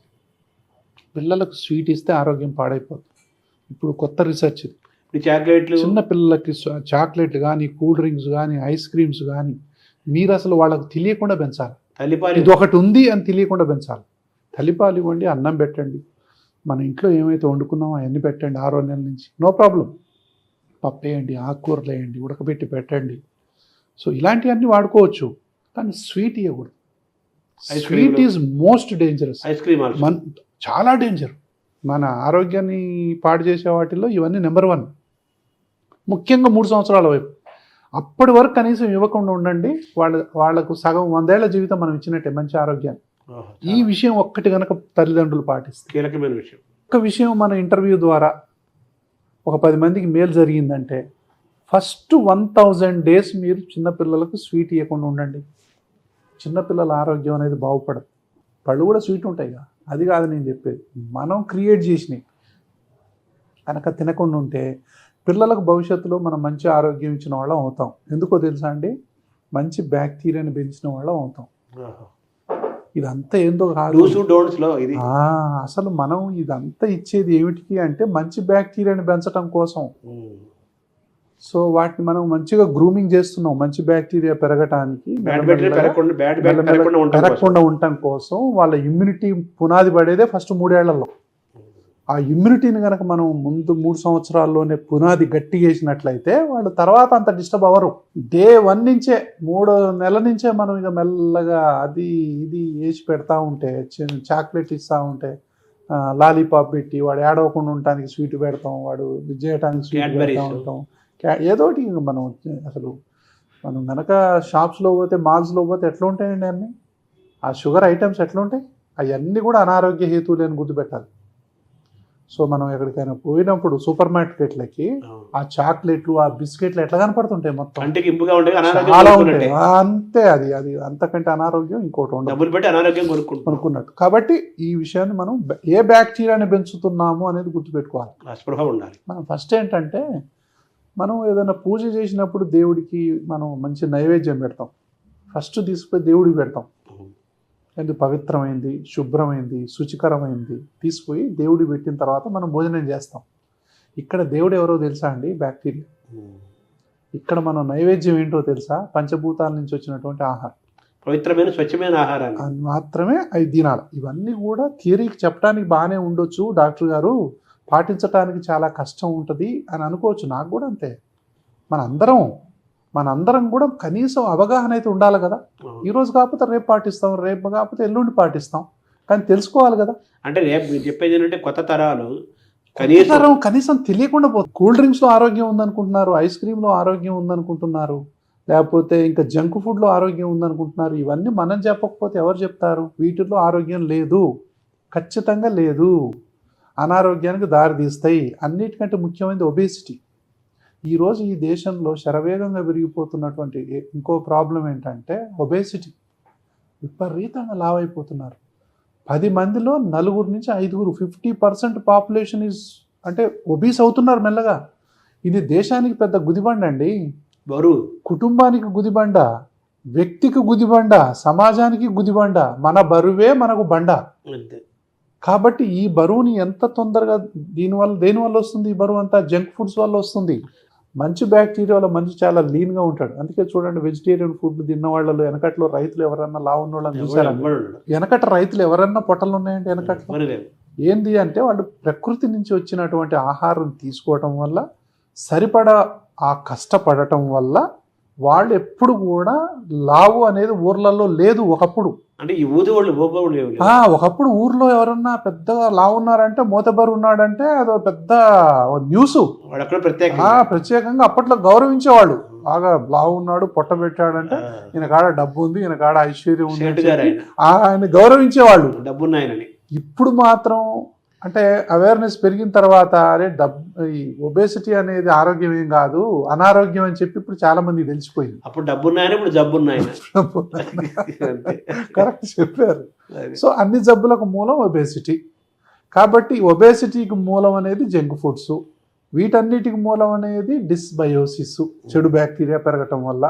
మంచి బ్యాక్టీరియా రావాలంటే మంచి ఆహారాన్ని తీసుకోవాలి ఇంతవరకు. సో ఇట్లా మన ఆరోగ్యానికి, మన యొక్క ఆహారానికి, మన యొక్క గాలికి, మన శ్వాస సమస్యలకి అవినాభావ సంబంధం ఉంది అని చెప్పడమే మన యొక్క ముఖ్య ఉద్దేశం ఇక్కడ. అంటే శ్వాసకి బ్యాక్టీరియాకి ఉన్న లింకు అనేది పెద్ద లింకు.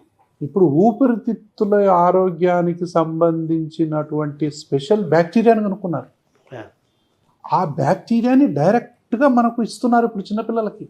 అంటే సప్లిమెంట్ అంటే పౌడర్ లాగా చేసి నీళ్ళల్లో కలిపి తాపించటం.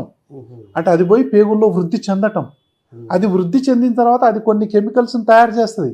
అది ఊపిరితిత్తులో పోయి అది ఈ యొక్క వాయునాళాలన్నీ ఓపెన్ చేయటం. అంటే ఆహారం ద్వారానే ఆస్తమా నయం చేయటం అండి. అంతే. దీన్ని పర్సనలైజ్డ్ మెడిసిన్ అంటాం. ఇప్పుడు పర్సనలైజ్డ్ మెడిసిన్ వస్తుంది ఇప్పుడు. అంటే ప్రతి వాళ్ళు ఫ్యూచర్లో స్టూల్ ఎగ్జామినేషన్ చేసుకునే వాళ్ళు ఉండకపోవచ్చు భవిష్యత్తులో. ప్రతి ఒక్కళ్ళు వాళ్ళ యొక్క స్టూలు అంటే మలాన్ని పరీక్ష చేయించుకోవాలి. మలాన్ని పరీక్ష చేయిస్తే మీ ఆరోగ్యం ఏందో చెప్పొచ్చు. అలాంటి పరిస్థితులు రాబోతున్నాయి. మీ మలంలో ఎన్ని రకాల బ్యాక్టీరియాలు మంచివి ఉన్నాయి, ప్రోగ్రెస్ కార్డు. ఇప్పుడు స్టూల్ టెస్ట్ చేస్తారు ఫ్యూచర్లో. సో ఎన్ని ఉన్నాయి మీకు? 10 ఉన్నాయా మంచి బ్యాక్టీరియాలు? 100 ఉన్నాయా? 200, 300 ఉన్నాయనుకో, బ్రహ్మాండమైన ఆరోగ్యం మీకు. ఏమండి, ఓన్లీ 5 బ్యాక్టీరియాలే మంచివి ఉన్నాయనుకోండి, ఇంకా మీకు ఆరోగ్యం పోయినట్టే. తర్వాత ఒక 100 రకాలైన చెడు బ్యాక్టీరియాలు మీలో ఉన్నాయనుకోండి, ఇంకా ఆరోగ్యం ఎక్కడిది? ఆ జబ్బుల నిలయం అది, ఆ బాడీ. కాబట్టి ఏ బ్యాక్టీరియా మనలో ఉందనేది ఫ్యూచర్లో రాబోతుంది. ఫ్యూచర్లో కంపల్సరీగా స్టూల్ ఎగ్జామినేషన్ అనేది ప్రతి వాళ్ళు చేయించుకోవాల్సిన పరిస్థితి వస్తుంది. నీ ప్రోగ్రెస్ రిపోర్ట్ లాగా నీ ఆహారాన్ని, నీ యొక్క ఆరోగ్యానికి సంబంధించిన కార్డ్ అనేది అది ఉంటుంది. అమ్మో నాకు తక్కువ బ్యాక్టీరియాలు ఉన్నాయి, నేను మంచి ఫుడ్ తినాలి. సీయింగ్ ఈజ్ బిలీవింగ్ కదా. చూస్తేనే నమ్ముతాం కదా. ఒరే నీకు 10 బ్యాక్టీరియాలు మంచిగా ఉన్నాయంటే మరి ఏం చేయాలి? మనం కూరగాయలు తినాలి, ఆకుకూరలు తినాలి, పండ్లు తినాలి, దుంపకూరలు తినాలి. మనం అంటే భూమిలో నుంచి వచ్చిన ముందర తినాలి ఫస్ట్. సెల్ఫ్ ఎగ్జామినేషన్ అనే కాన్సెప్ట్ పెరిగిపోద్ది. అంటే వెజిటేరియనిజం అనేది పెరిగిపోద్ది. సో దానివల్ల ఆ యొక్క మంచి బ్యాక్టీరియా స్కోర్ ఎట్లా పెంచుకోవాలని చూస్తాం. అప్పుడు ఆటోమేటిక్గా బరువు తగ్గిపోతాం, ఆటోమేటిక్గా షుగర్ లెవెల్స్ తగ్గిపోతుంటాయి, ఆటోమేటిక్గా ఇంటెలిజెన్స్ పెరిగిపోతుంటుంది, ఆటోమేటిక్గా హార్మోన్కు సంబంధించినటువంటి ఇష్యూలు కానీ, నిద్రకు సంబంధించిన ఇష్యూలు కానీ మొత్తం పరిష్కారం అయిపోతాయి. సో రేపు జరగబోయేది అది. ఇప్పుడు మనం ఏ దశలో ఉన్నామండి? ఇప్పుడు చాలా అంటే మా హాస్పిటల్ కూడా ఇప్పుడు ఈ మైక్రోబయోమ్ సంబంధించి ఒక కెనడా ఒక ఆర్గనైజేషన్తో టైప్లో ఉన్నాం. సో ఒక రీసెర్చ్తో. దాని తర్వాత దీనికి సంబంధించినటువంటి మైక్రోబయోమ్కి సంబంధించినటువంటి అసలు మెల్లగా టెస్ట్లు మొదలుపెట్టి ఏ పిల్లల్లోనైతే చిన్నప్పటి నుంచి అలర్జీలు ఉన్నాయో వాళ్ళ స్టూల్ తీసుకొని అసలు వాళ్ళ దానిలో ఏ బ్యాక్టీరియా ఉందో చూడటం. ఈ బ్యాక్టీరియాకి ఈ ఆస్తమాకు లింక్ ఏంటి, దీన్ని తగ్గించాలంటే వీళ్ళకి ఏ రకమైనటువంటి ఫుడ్ని మనం అందించాలి. ఇంకొక 1-2 సంవత్సరాల్లో చాలా కంపెనీలు అంటే న్యూట్రాసిటికల్స్ అంటాం వీటిని. ఫార్మాసిటికల్ అంటేనేమో ట్యాబ్లెట్లు అవి కదా. న్యూట్రాసిటికల్స్ అంటే ఆహారం ద్వారా మనం ఆరోగ్యాన్ని సమకూర్చేటటువంటి పరిశ్రమ న్యూట్రాసిటికల్స్. ఫార్మాసిటికల్స్ న్యూట్రిషన్కు సంబంధించినటువంటి ఫుడ్ ద్వారా, ఆ యొక్క సప్లిమెంట్స్ ద్వారా మన ఆరోగ్యాన్ని బాగు చేసుకోవటం ఎలా అనేది ఫ్యూచర్లో వస్తుంది. టోటల్గా చెప్పాలంటే పంచభూతాలతో పాటు లోపల ఉన్న బయోకెమిస్ట్రీని మేనేజ్ చేయటమే కదా. అంతేనండి. లోపల ఉన్నటువంటి బ్యాక్టీరియా అసలు సర్వ జబ్బులకు, సర్వ ఆరోగ్యాలకు, సర్వ అనారోగ్యాలకు మూల కారణం మన లోపల ఉన్నటువంటి బ్యాక్టీరియానే. తర్వాత సరే, ఇప్పుడు మనం మన భారతీయమైన జీవన విధానంలో యోగా, ప్రాణాయామము, ధ్యానము, సూర్య నమస్కారాలు, మంత్రోపాసన, దైవం మీద నమ్మకం ఉంటే మంత్రోపాసన చేస్తారు, లేకపోతే ప్రాణాయామం చేస్తారు. చాలా మంచి పాయింట్ ఇది. ప్రతి దాని మీద రీసెర్చ్ జరుగుతుందండి. ఒక మనిషి మంచిగా మెడిటేటివ్ స్టేట్లోకి వెళ్ళిన తర్వాత లోపల ఉన్నటువంటి గుడ్ బ్యాక్టీరియా ఎట్లా పెరుగుతుందో కూడా రీసెర్చ్ చేస్తున్నారు. ఒక మనిషి మంచిగా యోగా ద్వారా కానీ లేకపోతే ప్రాణాయామం ద్వారా మీరు చెప్పినట్టు చేస్తే ఈ యొక్క వీటి నెంబర్ ఎట్లా పెరుగుతుందో కూడా అంచనా వేస్తున్నారు. ఒక మనిషి విపరీతమైన టెన్షన్, విపరీతమైన స్ట్రెస్, యాంగ్జైటీ, ఫియర్ లోనైనప్పుడు వీటి కౌంట్ ఎట్లా తగ్గిపోతుందో కూడా చూస్తున్నారు పరీక్షల ద్వారా. సివియర్ స్ట్రెస్ ఉన్నటువంటి వ్యక్తి ఒకప్పుడు చాలా సంతోషంగా ఉన్న వ్యక్తికి మెల్లగా ఆ స్టూల్లో చూసి ఆయనని సివియర్ స్ట్రెస్ ఉన్నప్పుడు మళ్ళీ అదే వ్యక్తి యొక్క బ్యాక్టీరియా చూసినప్పుడు వాటి సంఖ్య తగ్గిపోవటం. మన యొక్క బ్యాక్టీరియాకు లింక్ తప్పక 100% ఉంది. మనం ఎప్పుడైతే అసలు మనం ఇక్కడ మంచిగా ఉంటున్నాం అంటే ఇక్కడ మంచిగా ఉందనే అర్థం. ఇక్కడ లేవంటే ఇక్కడ లేవనంటే ఇక్కడ లేవనే అర్థం. చూడండి, మీరు ఏదైనా ఒకలాంటి ఫుడ్ తిన్నప్పుడు, ఒకలాంటి అజీర్తున్నప్పుడు మనం డిస్టర్బ్ అవుతాడు. ఒక మంచి మృష్టాన్న భోజనం ఏమంటారు మీరు? మృష్టాన్న భోజనం చేసినప్పుడు ఎంత హ్యాపీగా ఫీల్ అవుతాం. వాడి కళ్ళలో కనిపిస్తుంటుంది, ఆ గ్లో కనిపిస్తుంది. ఎందుకు అంటే ఆ బ్యాక్టీరియా సంతోషపడ్డది, దానికి సంబంధించిన కెమికల్స్ అనేవి మంచిగా రిలీజ్ అయినాయి. మనకు ఒక ఫీల్ గుడ్ ఫ్యాక్టర్ వస్తుంది. మనం మంచి ఆహారం తిన్నాం అనే ఫీలింగ్ ఉంటుంది చూసారా, ఆ feeling itself releases good chemicals in the body. అంటే state of mind, state of ఫిజిక్ని మెయింటైన్ చేస్తుంది. అంతే కదా. కాబట్టి ఇప్పుడు ప్రాణాయామం కానీ, యోగిక్ పోస్చర్స్ కానీ, ఇవన్నీ కూడా మానసిక ఆరోగ్యాన్ని, శారీరక ఆరోగ్యాన్ని నియంత్రించేవే. యమ, నియమ, ఆసన, ఇవే కదండి. ఇవన్నీ కూడా మనకు ఆరోగ్యాన్ని ఇచ్చేవే. అంటే వీటి యొక్క గొప్పతనాన్ని సూపర్ఫిషియల్గా మనం వాటి లోపల డెప్త్లోకి వెళ్లకుండా, దేవుడని మతమని అటు తీసుకెళ్ళి వాటి డెప్త్ను చూడకుండా అయిపోయాం. సైంటిఫిక్గా చూడకుండా అంటే దాంట్లో ఉన్నటువంటి డెప్త్లోకి వెళితే అది ఎంత గొప్పదో అర్థమైంది, మనం ఎంత తప్పు చేస్తున్నామో అర్థమవుతుంది. ఉపవాసాలు కూడా మన హెల్త్లో భాగమే. చాలా. ఒక జపాన్ సైంటిస్ట్ ప్రూవ్ చేశాడు కదా. సో దానివల్ల మంచి బ్యాక్టీరియా పెరుగుతుందని చెప్పి దానివల్లనే తెలిసింది. ఇప్పుడు డైట్ అంటున్నారు, ఇంటర్మీడియట్ అంటున్నారు. ఒకప్పుడు మనం చేసిందంతా అవే కదా. సో ఇవన్నీ తరతరాలుగా ఏంటంటే మనం ప్రాక్టీసెస్ ద్వారా చేసాం. అంటే ఇప్పుడు ఇంకొకటి తెలుసా అండి, ఇప్పుడు స్టూల్ ట్రాన్స్ప్లాంట్ చేస్తున్నారు, కిడ్నీ ట్రాన్స్ప్లాంట్ చేసినట్టు, హార్ట్ ట్రాన్స్ప్లాంట్ చేసినట్టు మన యొక్క మలాన్ని ట్రాన్స్ప్లాంట్ చేస్తున్నారు. వినటానికి చాలా ఇదిగా ఉంటది, కానీ అది ఫీకల్ ట్రాన్స్ప్లాంటేషన్ అంటాం. సో ఇది జరుగుతుంది ఇప్పుడు.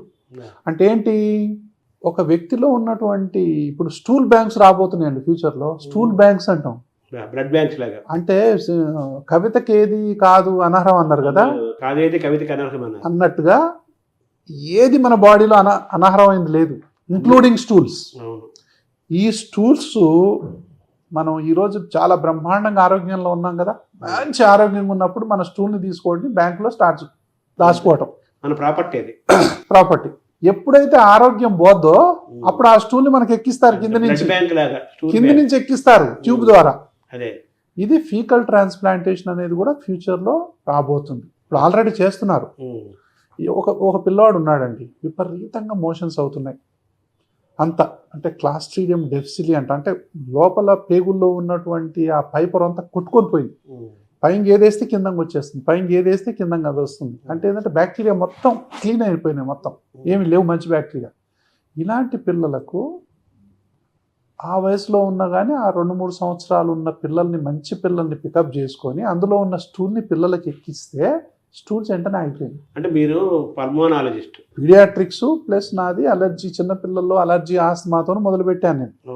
అయితే మీరు మొత్తం ఈ డిస్కషన్లో పల్మోనాలజీ గురించి డైరెక్ట్గా చెబుతూనే గ్యాస్ట్రో ఎంట్రాలజీ గురించి మీరు చెప్పారు. అసలు ఒకటండి, ఇప్పుడు బాడీలో ఎన్ని అంగాలు అయితే ఉన్నాయో ఏ అంగానికి ఆ అంగం సపరేట్ కాదు, అన్ని అంగాలు కలిస్తేనే సంపూర్ణ ఆరోగ్యం. ఎవరైనా వచ్చి నేను దీనికే ఇది చేస్తా, నేను దానికే చేస్తా అంటే కుదరదండి. ఒక్కొక్క ప్రాంతంలో ఒక రకమైన ఆహారం ఉంటుంది. కొన్ని అవును. వందల వేల సంవత్సరాలుగా ఒక్కొక్క ప్రాంతం వారికి ఒక్కొక్క ఆహారాన్ని మన ఋషులు అనుకుంటే సైంటిస్ట్ అనుకుందాం, అలాంటి వాళ్ళు తయారు చేసిన ఆహారాన్ని మనం మనం వందల ఏళ్ళుగా వేల సంవత్సరాలుగా తింటున్నాము. నిన్న మొన్నటి దాకా అందరూ బాగున్నారు. ఇప్పుడు ఈ మన ఆహారం, మనం తినే ఆహారం తినకుండా వేరే తింటాము, వల్ల జబ్బులు వస్తున్నాయి అంటారా? మన దేశానికి సంబంధించి, మన ప్రజలకు సంబంధించి ఒక స్పెషల్ బ్యాక్టీరియా ఉంటుంది మనకి. దీన్ని అగ్రేరియన్ సొసైటీ అంటాం మనం. అవును. ఏషియన్ కంట్రీస్ కూడా మొదటి నుంచి కూడా అగ్రేరియన్ అంటే అగ్రికల్చర్ బేస్డ్ సొసైటీ ఇది. మన వ్యవసాయ ఆధారితమైనటువంటి ఈ దేశంలో ఉన్న బ్యాక్టీరియా డిఫరెంట్, బెస్ట్ బ్యాక్టీరియా. ఈ బ్యాక్టీరియా మంది యూరప్ వెస్టర్నైజ్డ్ ఏదైతే ఉందో వాళ్ళు ఎక్కువగా నాన్ వెజిటేరియన్ తింటారు. వాళ్ళ బ్యాక్టీరియా ఎంటైర్లీ డిఫరెంట్. ఇప్పుడు వాళ్ళ గట్లో ఉన్నటువంటి బ్యాక్టీరియా ఎంటైర్లీ డిఫరెంట్. ఇప్పుడు యూరోపియన్ బ్యాక్టీరియా మనలో ఎంటర్ అయింది అంటున్నారు. ఎగ్జాక్ట్లీ. ఎప్పుడైతే మనం పాశ్చాత్య నాగరికతకు అడ్డం పడి అంటే దాన్ని ఫాలో అవుతూ వెస్టర్నైజ్డ్ ఫుడ్ మన దగ్గరికి ఎప్పుడైతే వచ్చిందో, మీరు చూడండి 90s నుంచి ఎక్కువగా మన దేశంలో సాఫ్ట్వేర్తో పాటు ఎంటర్ అయింది ఈ ఫుడ్. కాబట్టి అప్పటి నుంచే మన జీవితంలో విపరీతమైనటువంటి మార్పులు సంభవించినాయి అనటం మాత్రం నిర్వివాదాంశం. అది ఖచ్చితంగా అప్పటి నుంచే మన యొక్క డైటు, మన యొక్క బ్యాక్టీరియా, మన యొక్క గట్ బ్యాక్టీరియా మొత్తం చెడిపోయింది. నాన్ వెజిటేరియన్ మీద ఎట్లా బతకాలో ఈ బ్యాక్టీరియా ఇంకా అర్థం కాలే. ఎందుకు? అగ్రేరియన్ బేస్డ్ బ్యాక్టీరియా ఇదంతా, అగ్రేరియన్ మంది. కాబట్టి అక్కడ ఉన్నటువంటి నాన్ వెజిటేరియన్ మీద ఎప్పుడైతే ఈ ఫాస్ట్ ఫుడ్ సెంటర్లు ఇవన్నీ అవుట్లెట్స్ వచ్చినాయో, మనం ఎప్పుడైతే అవన్నీ తింటున్నామో దీనికి డిఫరెంట్ బ్యాక్టీరియా తయారవుతుంది. ఆ బ్యాక్టీరియా ఉండలేదు. ఆ బ్యాక్టీరియా ఎప్పుడైతే లేదో, ఆ బ్యాక్టీరియా లేనితనం వల్ల వచ్చే డబ్బులు మనకు ఎక్కువైపోయింది. అంటే యూరోపియన్ కల్చర్కి మనం వాళ్ళకి అది సూట్ అవుద్ది. అంటే మనం ఏం చేసామంటే వాళ్ళ ఫుడ్ని మనం అడాప్ట్ చేసుకున్నాం, మన ఫుడ్ని వాళ్ళు అడాప్ట్ చేసుకున్నారు. వాళ్ళు చాలా మంది ఇప్పుడు వెజిటేరియన్ వైపు పోతున్నారు. చాలా మంది హెల్తీగా వెళ్తున్నారు. చాలా వెజిటేరియన్ ఫుడ్ బాగా తింటారు వాళ్ళు. సో నాన్ వెజ్ తీసుకున్నప్పటికి కూడా వాళ్ళు అక్కడికి ఇక్కడికి తేడా ఏంటంటే అండి, అక్కడ మనకు ఆ క్వాలిటీ ఆఫ్ ఫుడ్ అనేది ఎక్కడ కూడా కల్తీ అవ్వదు. జనరల్గా పొల్యూషన్ అనేది కాకుండా చాలా శుచిగా, శుభ్రంగా, బ్యాక్టీరియా లేకుండా మన దగ్గర ఉంటారు. మనం ఇక్కడ అంటే మన దేశాన్ని మనం తక్కువ చేసుకున్నట్టుగా అంత కాదు, కానీ మనం ఈ యొక్క ఫుడ్ మనం ఇప్పుడు చాలా హోటల్స్ మీద వీటి మీద కూడా మనం చూస్తుంటాం, న్యూస్ పేపర్లో చూస్తూ ఉంటాం. సో ఎన్నో రోజుల నుంచి ఉన్నటువంటి ఫుడ్ని మనం తింటున్నట్టుగా. సో అవుట్ సైడ్ ఉన్నటువంటి ఫుడ్స్ కొంచెం ఇంకా మన ఫుడ్ రెవల్యూషన్ మన దేశంలో కంపల్సరీగా రావాల్సిన రెవల్యూషన్లో ఫుడ్ రెవల్యూషన్ కంపల్సరీ రావాలి. ఫుడ్లో విపరీతమైన మార్పులు రావాలి. ఫుడ్లో కల్తీ అనేది చాలా వరకు తగ్గిపోవాలి. ఈ ప్లాస్టిక్ వాడకం అనేది మాత్రం పూర్తిగా తగ్గిపోవాలి. ఆహార పదార్థాలకు సంబంధించి ఈ ర్యాపర్స్ కానీ, ఈ బిర్యానీలు కానీ, మనం ఎప్పుడైతే ప్లాస్టిక్ కంటైనర్స్లో వేడివేడిగా తింటామో ఆ ప్లాస్టిక్ మన బాడీలోకి ఎంటర్ అవుద్ది, ఇందులో అనుమానమే లేదు. కాబట్టి ప్లాస్టిక్ కంటైనర్ వాడటము, ర్యాపర్స్ వాడటము, దాని తర్వాత ఈ ప్లాస్టిక్ బాటిల్స్ వాడటము, తర్వాత ఆహార పదార్థాలన్నీ కూడా మనకు ప్లాస్టిక్ మయమైపోయింది. కాబట్టి వీటిని ఎంత తొందరగా తగ్గిస్తే మన ఆరోగ్యం అంత తొందరగా బాగుపడే అవకాశం ఉంటుంది. తద్వారా అలర్జీలు, ఆస్తమాలు తగ్గే అవకాశం ఉంటుంది. తద్వారా క్యాన్సర్లు ఎన్ని పెరిగిపోయినా, క్యాన్సర్ ఎపిడమిక్ అయిపోయింది. క్యాన్సర్ ఎట్లా అంటే అలర్జీ, ఆస్తమా కేసుల కంటే క్యాన్సర్ కేసులు ఎక్కువైపోతుంది. ఒకేసారి ఎక్కడి నుంచి వచ్చాయి? ఈ గత 30 సంవత్సరాల నుంచి ఎందుకు ఇంత క్యాన్సర్ విపరీతంగా పెరిగిపోతుంది? ఫుడ్కి క్యాన్సర్కి అవినాభావ సంబంధం ఉంది. పొల్యూషన్కి క్యాన్సర్కి అవినాభావ సంబంధం ఉంది. తర్వాత స్ట్రెస్కి క్యాన్సర్కి అవినాభావ సంబంధం ఉంది. వీటన్నిటికీ అవినాభావ సంబంధం ఉంటుంది. సో కాబట్టి ఏంటంటే మనం ఇప్పుడు మానసిక ఆరోగ్యం కూడా అన్ని జబ్బులకు దారితీస్తుంది. అసలు చాలా జబ్బులు మైండ్లోనే స్టార్ట్ అవుతాయి. ఎప్పుడైతే మనసు వికలమైందో, మనసు మనకు మంచిగా లేదో, ఈ బీపీలు, షుగర్లు, హార్ట్ అటాక్లు ఇవన్నీ కూడా స్ట్రెస్ వల్ల వచ్చినాయిగా. యాంగ్జైటీ, వీటన్నిటి వల్ల కూడా ఇది వచ్చినాయి. అంటే ఏంటంటే ఇప్పుడు కార్డియాలజిస్ట్ కాడికి పోతే ఏమంటారంటే ఫర్గెట్ అండ్ ఫర్గివ్ అంటాం. అంటే అదొక ప్రిస్క్రిప్షన్, ఫర్గెట్ అండ్ ఫర్గివ్, మర్చిపోని. అట్నే హోల్డ్ చేసినాం అనుకోండి, హోల్డ్ చేస్తే ఏముందండి, దానివల్ల పేలిపోద్ది, గుండె పేలిపోద్ది. వెళ్ళిపోద్ది. సో అంటే లెట్ ఇట్ గో, అంతే. లెట్ ఇట్ గో, Free అవనివ్వాలి. ఫ్రీ అవనివ్వు అనేటటువంటిది. ఇప్పుడు ఆ ఎమోషనల్ బ్యాలెన్స్. ఎమోషన్స్ మీద కంట్రోల్ ఉండాలి. దాని తర్వాత వీటికి సంబంధించినటువంటి థాట్ మీద, వీటన్నిటి మీద, అంటే మనసు ఎప్పుడైతే మన కాన్షియస్నెస్ ఏదైతే ఉందో అదంతా కూడా మన ఆలోచనల వల్ల, మన భయాల వల్ల, మన కోరికల వల్ల, మన యొక్క అటాచ్మెంట్స్ వల్ల, మన ఎవర్షన్స్ వల్ల ఆ కాన్షియస్నెస్ అనేది మనలో దెబ్బతిన్నది. ముక్కులు పట్టేయటము, తర్వాత ఎక్కువ మంది వచ్చేది మేరకు వచ్చేది ముక్కులు పట్టేయటము, తర్వాత ఏమో థ్రోట్ పెయిన్స్, కంటిన్యూస్ జలుబు, దగ్గులు, అరగకపోవటము, ఇవన్నీ కదా, ఇవన్నీ శ్వాస రిలేటెడే కదా. శ్వాసలు అలర్జీకి, ఆస్తమాకి, గ్యాస్ ట్రబుల్కి లింక్ ఉందండి. అది అంటున్నాను నేను. ఇంకో ఈ సందర్భంగా నేను ఒకటి చెప్పాలి ఏంటంటే, చాలా మంది నోట్లు వెళ్ళేసి వా వా అని పొద్దునే కక్కుతూ ఉంటారు. దయచేసి అలా కక్కకండి. మనకు తెల్లవార్లు కష్టపడి, లివరు ఎంతో కష్టపడి అన్ని అవయవాలు మనకు జీర్ణరసాన్ని తీసుకొచ్చి ఆడ పెడతాయి. నువ్వు ఫుడ్ తింటే దాన్ని అరిగిద్దామని కాచుకొని కూర్చుంటాయి అక్కడ. మనమే పొద్దున్నే లేచి నోట్లు వెళ్ళేసి వా వా వా అని పక్కింటి వాళ్ళందరూ వినపడేంత లెవెల్లో కక్కుతూ ఉంటాం. ఇది చాలా తప్పు. కాబట్టి ఇంకోటి ఏంటంటే అండి, ఈ అలర్జీలు, ఆస్తమాలు మనం చెప్పాలంటే, సో ఈ విధంగా ఉండేటటువంటి అలర్జిక్ ఆస్తమాని, సో పైనుంచి కింది దాకా రకరకాలైనటువంటి జబ్బులు వస్తాయి. అలర్జీల వల్ల ఎడినాయిడ్స్ ఉబ్బుతాయి. ఎలర్జీని తగ్గిస్తే ఎడినాయిడ్ ఉబ్బులు తగ్గిపోతాయి. టాన్సిల్స్ కూడా తగ్గిపోతాయి. సైనస్ కూడా తగ్గిపోతుంది. సైనసైట్, అలర్జిక్ రైనైటిస్ కూడా తగ్గిపోతుంది. ఆ విధంగానే అలర్జిక్ బ్రాంకైటిస్, ఆస్తమా కూడా తగ్గిపోతుంది. వీటన్నిటికీ ఒకేసారి మనం వైద్యం చేస్తూ, ఆధునిక వైద్యాన్ని చేస్తూ, ఇప్పుడు రాబోయేటటువంటి బ్యాక్టీరియా ఏదైతే ఉందో, ఇంకా రాలేదు మార్కెట్లోకి, అవి వచ్చిన తర్వాత అవి కూడా తీసుకుంటూ, మంచి ఆరోగ్యాన్ని తీసుకుంటూ, ఇండోర్ పొల్యూషన్ని తగ్గిస్తూ, సో మంచి గాలిని పీలుస్తూ ఉంటే మన యొక్క ఆరోగ్యం బాగుపడేటటువంటి అవకాశాలు ఉంటాయి. లేకపోతే ఇదే గురకకు దారితీస్తుంది. దీన్ని ఆస్తమా అనేది అంటాం. విపరీతమైన గురకొస్తుంది. దాని తర్వాత ఏ పని చేసినా ఆయాసం, ఏ పని చేయలేం, చదువుకోలేం. దాని తర్వాత ఏ ఆట ఆడలేం, ఏ పాట పాడలేం. సో మొత్తం ఏది చేద్దామన్నా కూడా శ్వాస ఇబ్బంది కలిగే పరిస్థితులు వస్తాయి. దీనికి ఆధునిక వైద్యంలో ఇన్హలేషన్ థెరపీ అని ఉంది. మనం గాలి పీల్చే మందుల ద్వారా ఈ అలర్జిక్ ఇన్ఫ్లమేషన్ కంట్రోల్ చేయొచ్చు. ఈ రిలీవర్ ట్రీట్మెంట్ అంటాం, దీన్ని కూడా ఈ విధంగా చేయొచ్చు.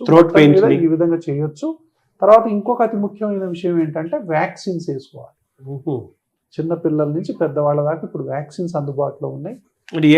ఇన్ఫ్లుయెన్జా వ్యాక్సిన్ అంటాం, న్యూమోకోకల్ వ్యాక్సిన్ అంటాం. మాటికి ఇన్ఫెక్షన్స్ వచ్చినప్పుడు ఇన్ఫెక్షన్స్ రాకుండా ఈ వ్యాక్సిన్స్ తీసుకున్నట్లయితే చీటికి మాటికి ఈ ఇన్ఫెక్షన్స్ రాకుండా ఉంటాయి. లేకపోతే చీటికి మాటికి యాంటీబయాటిక్ వాడాల్సిన పరిస్థితి వస్తుంది. సో ఈ కేసులకే చాలా మంది ఏంటంటే హాస్పిటల్లో చుట్టూ తిరిగి, డాక్టర్ల చుట్టూ యాంటీబయాటిక్ వాడుతూ ఉంటారు. యాంటీబయాటిక్ కాదు అది. ఒకవేళ అలర్జీ ఆస్తమా అయితే యాంటీ అలర్జిక్ వాడాలి. మనం యాంటీబయాటిక్ వాడతాం. దాన్ని నేను ఏమంటానంటే, తాళం ఒకటి తాళం చేయి ఒకటి అంటాను. సంబంధం లేదు. తాళం ఒకటి తాళం చేయి ఒకటి. ఉన్న ప్రాబ్లం ఒకటైతే నువ్వు వాడే మందు ఒకటైతే ఎట్లా? ఇప్పుడు థ్రోట్ పెయిన్కి వీటన్నిటికి వెళ్ళిపోయి, థ్రోట్ అయినా ఏదైనా అండి, థ్రోట్ మాటికి అంటుంటారు కొంతమంది. సో ఇవన్నీ కూడా అలర్జీ లక్షణాలు కావచ్చు.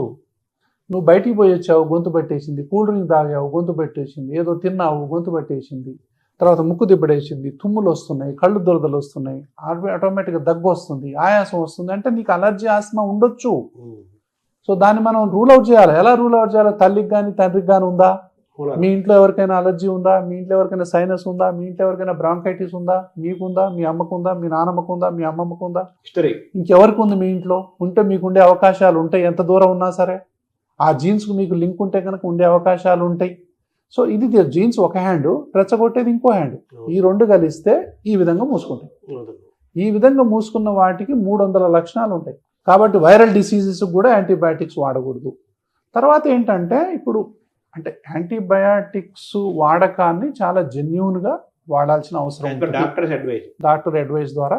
కొంతమంది ఏంటంటే, ఈ రోజు ప్రిస్క్రిప్షన్ రాసాము, వాళ్ళు అదే యాంటీబయాటిక్ కొనుక్కొని వాడుకుంటా ఉంటారు. ఈ యాంటీబయాటిక్ వల్ల ఏమవుతుందంటే, కడుపులో ఉన్నటువంటి బ్యాక్టీరియా మొత్తం కూడా నాశనం అయిపోద్ది. గుడ్ బ్యాక్టీరియా మొత్తం పాడైపోతుంది. చెడు బ్యాక్టీరియా అనేది పెరుగుతుంది. అదే యాంటీబయాటిక్ రెసిస్టెన్స్ అంటాం. అంటే యాంటీబయాటిక్స్ వాడటం వల్ల యాంటీబయాటిక్ రెసిస్టెన్స్ అనేది కూడా ఒకటి తయారవుతుంది. సో బ్యాక్టీరియాలో మొండికి తయారవుతుంది. సో మొత్తం మన entire health management of bacteria అంటే balancing the bacteria, balancing the bacteria, balancing the mind కూడా, అది బ్యాలెన్సింగ్ ది పంచభూతాస్. లోపల ఆరోగ్యం బయట ఆరోగ్యం అవినాభావ సంబంధం ఉంటదిగా.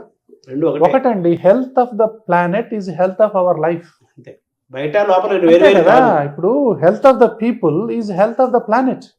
ప్లానెట్ హెల్త్ లేకుండా పీపుల్ హెల్త్ ఎక్కడది? అవును.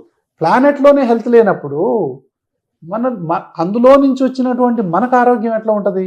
నీ ఇంట్లో ఆరోగ్యం ఉంటే ఒంట్లో ఉంటుంది, ఇంట్లో లేకపోతే ఒంట్లో అంటే ఏంటంటే మనం గొంగట్లో అన్నం తింటూ వెంట్రుకతో వచ్చి నేను కంప్లైంట్ చేస్తే ఎట్లా? అలా ఆ పరిస్థితిలో ఉన్నాం మనం. కాబట్టి పొల్యూషన్ అంతా పెంచుకొని పొల్యూషన్కి గురి అయిపోయి పొల్యూషన్ వల్ల వచ్చే జబ్బులు, తర్వాత పొల్యూషన్కి సంబంధించిన అంటే జంక్ ఫుడ్లు తిన్న తర్వాత మనకు ఆరోగ్యం ఏ విధంగా వస్తుంది? కాబట్టి వీటన్నిటి మీద తెలవదని కాదు, ప్రజలకి అవగాహన కలిగించాల్సిన అవసరం ఎంతో ఉంది. నా ముఖ్య ఉద్దేశం ఒకటేనండి, ఆరోగ్య సూత్రాల మీద అవగాహన కలిగించాలి. Prevention is the best intervention అని నేను బలంగా నమ్ముతా. శ్వాస హాస్పిటల్ గత 30 ఏళ్ల నుంచి కూడా prevention is the best intervention అనే దాని మీద చెప్తా ఉన్నాం. శ్వాస హాస్పిటల్ ఏంటంటే ఆల్రెడీ జబ్బు పట్టిన వాళ్ళకు ట్రీట్మెంట్ చేయాలి కదా, బాయిల పడ్డోడిని అయితే తీయాలి కదా. అక్కడ మనం నీటి సూత్రాలు చెప్తే కుదరదు, బాయిల పడకుండా చూడాలి. బాయిల పడకుండా చూసేది శ్వాస ఫౌండేషన్, బాయిల పడ్డ తర్వాత తీసేది శ్వాస హాస్పిటల్. దీన్నే కార్యక్రమంగా పెట్టుకొని నేను ముందుకు పోతున్నా. సో ఈ యొక్క దీంట్లో ఆరోగ్య సూత్రాల మీద ఎంతమంది డాక్టర్లు అవగాహన కలిగిస్తే మన సమాజానికి అంత మంచిది. చాలా మంది డాక్టర్లు ఈ మధ్య ఈ వీడియో సోషల్ మీడియా దీనివల్ల చాలా మంచి పెద్ద పెద్ద డాక్టర్లు వచ్చి సోషల్ మీడియా ద్వారా ఈ యొక్క ఆరోగ్యాన్ని ప్రజలకు అందించేలా చేయడం అనేది రియల్గా చాలా మంచి పని. ఇట్లాంటిది కొన్ని వందల మంది డాక్టర్లు వచ్చి ఏది మంచి ఏది చేయడం అనేది మనం తీసుకోవాల్సిన అవసరం ఉంటుంది, విచక్షణతో ఉంది. అందుకే కదా మనకు ఇది ఉంది. తర్వాత ఏంటంటే మంచి డాక్టర్లు ఇప్పుడు చెడు ఎవరో వచ్చి చెప్తుర్రని మనం వాళ్ళని విమర్శించడం కాదు, మనం ఏం చెప్తున్నాం, మన వంతుగా మనం ఏం చెప్తున్నాం. వాడు మంచిగా చెప్పట్లేదు, వీడు మంచిగా చెప్పట్లేదు, వీడు మంచిగా చెప్పట్లేదు అంటే ఏంటంటే అదొక గీత అనుకోండి, నువ్వు వచ్చి పెద్ద గీత గీ, అది చిన్న గీత అయిపోద్ది ఆటోమేటిక్గా. మనం పెద్ద గీత గీయకుండా చిన్న గీతను పట్టుకొని విమర్శిస్తే ఏం లాభం? నా ఉద్దేశంలో అది కరెక్ట్. ఎవరెవరు మొదలు పెట్టాలి కదా. చాలా మంది డాక్టర్లు వస్తున్నారు, వివిధ రంగాలకు సంబంధించిన డాక్టర్లు వస్తున్నారు. స్పెషాలిటీ గురించి మాట్లాడాల్సిందే, ఎందుకంటే జబ్బులు పెరిగిపోయాయి, కాంప్లెక్సిటీ పెరిగిపోయింది. కాబట్టి కంపల్సరీగా అందులో ఆ స్పెషలైజేషన్ అనేది చాలా చాలా ఇంపార్టెంట్. ఎందుకంటే రోగ సంక్లిష్టత పెరిగిపోయింది, కాంప్లెక్సిటీ పెరిగిపోయింది జబ్బులది. కాబట్టి డయాగ్నోస్టిక్స్ పెరిగిపోయాయి, తర్వాత ట్రీట్మెంట్ మొడాలిటీస్ పెరిగిపోయాయి. ఎవరి అంతిమ లక్ష్యం ఏంటండి? రోజు సంక్షేమం కదా, ఆనందంగా ఆరోగ్యంగా ఉండాలి. రోజు సంక్షేమం అనేదే ఎవరి యొక్క అంతిమ లక్ష్యమైనా రోజు సంక్షేమమే. అది ఆయుర్వేదం అయినా, అది అలోపతి అయినా, అది హోమియోపతి అయినా, ఏ పతి అయినా సరే అంతిమ లక్ష్యం ఏంటి అనేది చాలా ఇంపార్టెంట్. నేనేమంటానంటే ఏ కీ పెడితే లాక్ ఓపెన్ అవుతో ఆ కీ పెట్టండి అంట. నేను నువ్వు నా దగ్గరకు వచ్చి సార్ ఏ పతి మంచిదని అడుగుతుంటారు నన్ను, చేయలేం కదా. ఏ కీ పెడితే లాక్ ఓపెన్ అవుతుందో ఆ కీయే. ఒక్కొక్క జబ్బుకు ఒక్కొక్క కీ పనిచేస్తుంది. సో నీకేది పనిచేస్తుంది అనేది నువ్వు వాడి చూస్తే కానీ తెలియదు. కాబట్టి అన్ని జబ్బులకు అన్ని కీలు పనిచేయవు. ప్లాస్టిక్ సర్జరీలు చేసుకుంటున్నారు, తర్వాత ఏమో ఈ ముక్కులు నాళాలు పట్టినందుకు సర్జరీలు చేసి క్లియర్ చేస్తామంటున్నారు. కానీ ఎన్ని సర్జరీలు చేసినా మళ్ళీ మాకు రిపీట్ అవుతుంది అంటున్నారు కొంతమంది. అంటే నేనేమంటున్నానంటే అండి, ఇక్కడ ఇది చాలా ఇంపార్టెంట్ ప్రశ్న. చాలా మంది ఏంటంటే సార్ మాకు సర్జరీ అయింది, మాకు తగ్గలేదని ఇక్కడికి 3-4 సర్జరీలు చేసుకున్న వాళ్ళు కూడా వస్తూ ఉంటారు. ఎలర్జీకి సర్జరీ ఏముందంట, నేను ఎలర్జీకి సర్జరీ ఏముంది? ముందర ఎలర్జీ అనేటటువంటి తత్వాన్ని మనం దాన్ని ఎలర్జిక్ ఇన్ఫ్లమేషన్ అంటాం. ఈ ఎలర్జిక్ ఇన్ఫ్లమేషన్ వల్ల కొన్ని హైపర్ట్రోఫీసు, పాలిప్స్, లేకపోతే ఈ సైనస్లు మూసుకపోవటాలు ఇవన్నీ జరుగుతాయి, సెక్రీషన్స్. మనం ఈ తొలి దశలోనే గనక ఈ అలర్జిక్ ఇన్ఫ్లమేషన్ని కంట్రోల్ చేస్తే ఈ విధంగా అవుతాయి. నేను ఒకటే చెప్తానండి, ఈ ఎలర్జీలకు ఏ జబ్బుకైనా సరే ఎర్లియర్ ది బెటర్. ఇప్పుడు చిన్నపిల్లలకి ముక్కు బ్లాక్ అయింది, చెవులంగా చీము వస్తుంటుంది. ఈడ చీము రావడానికి కారణం ఇక్కడ, ఇది కారణం. కాబట్టి ఇక్కడ దాన్ని మనం ఓపెన్ చేయాలి. ఇది ఇప్పుడు ఇక్కడ ముక్కు బ్లాక్ అయితే ఇక్కడ సైనస్ డెవలప్ అవుతుంది.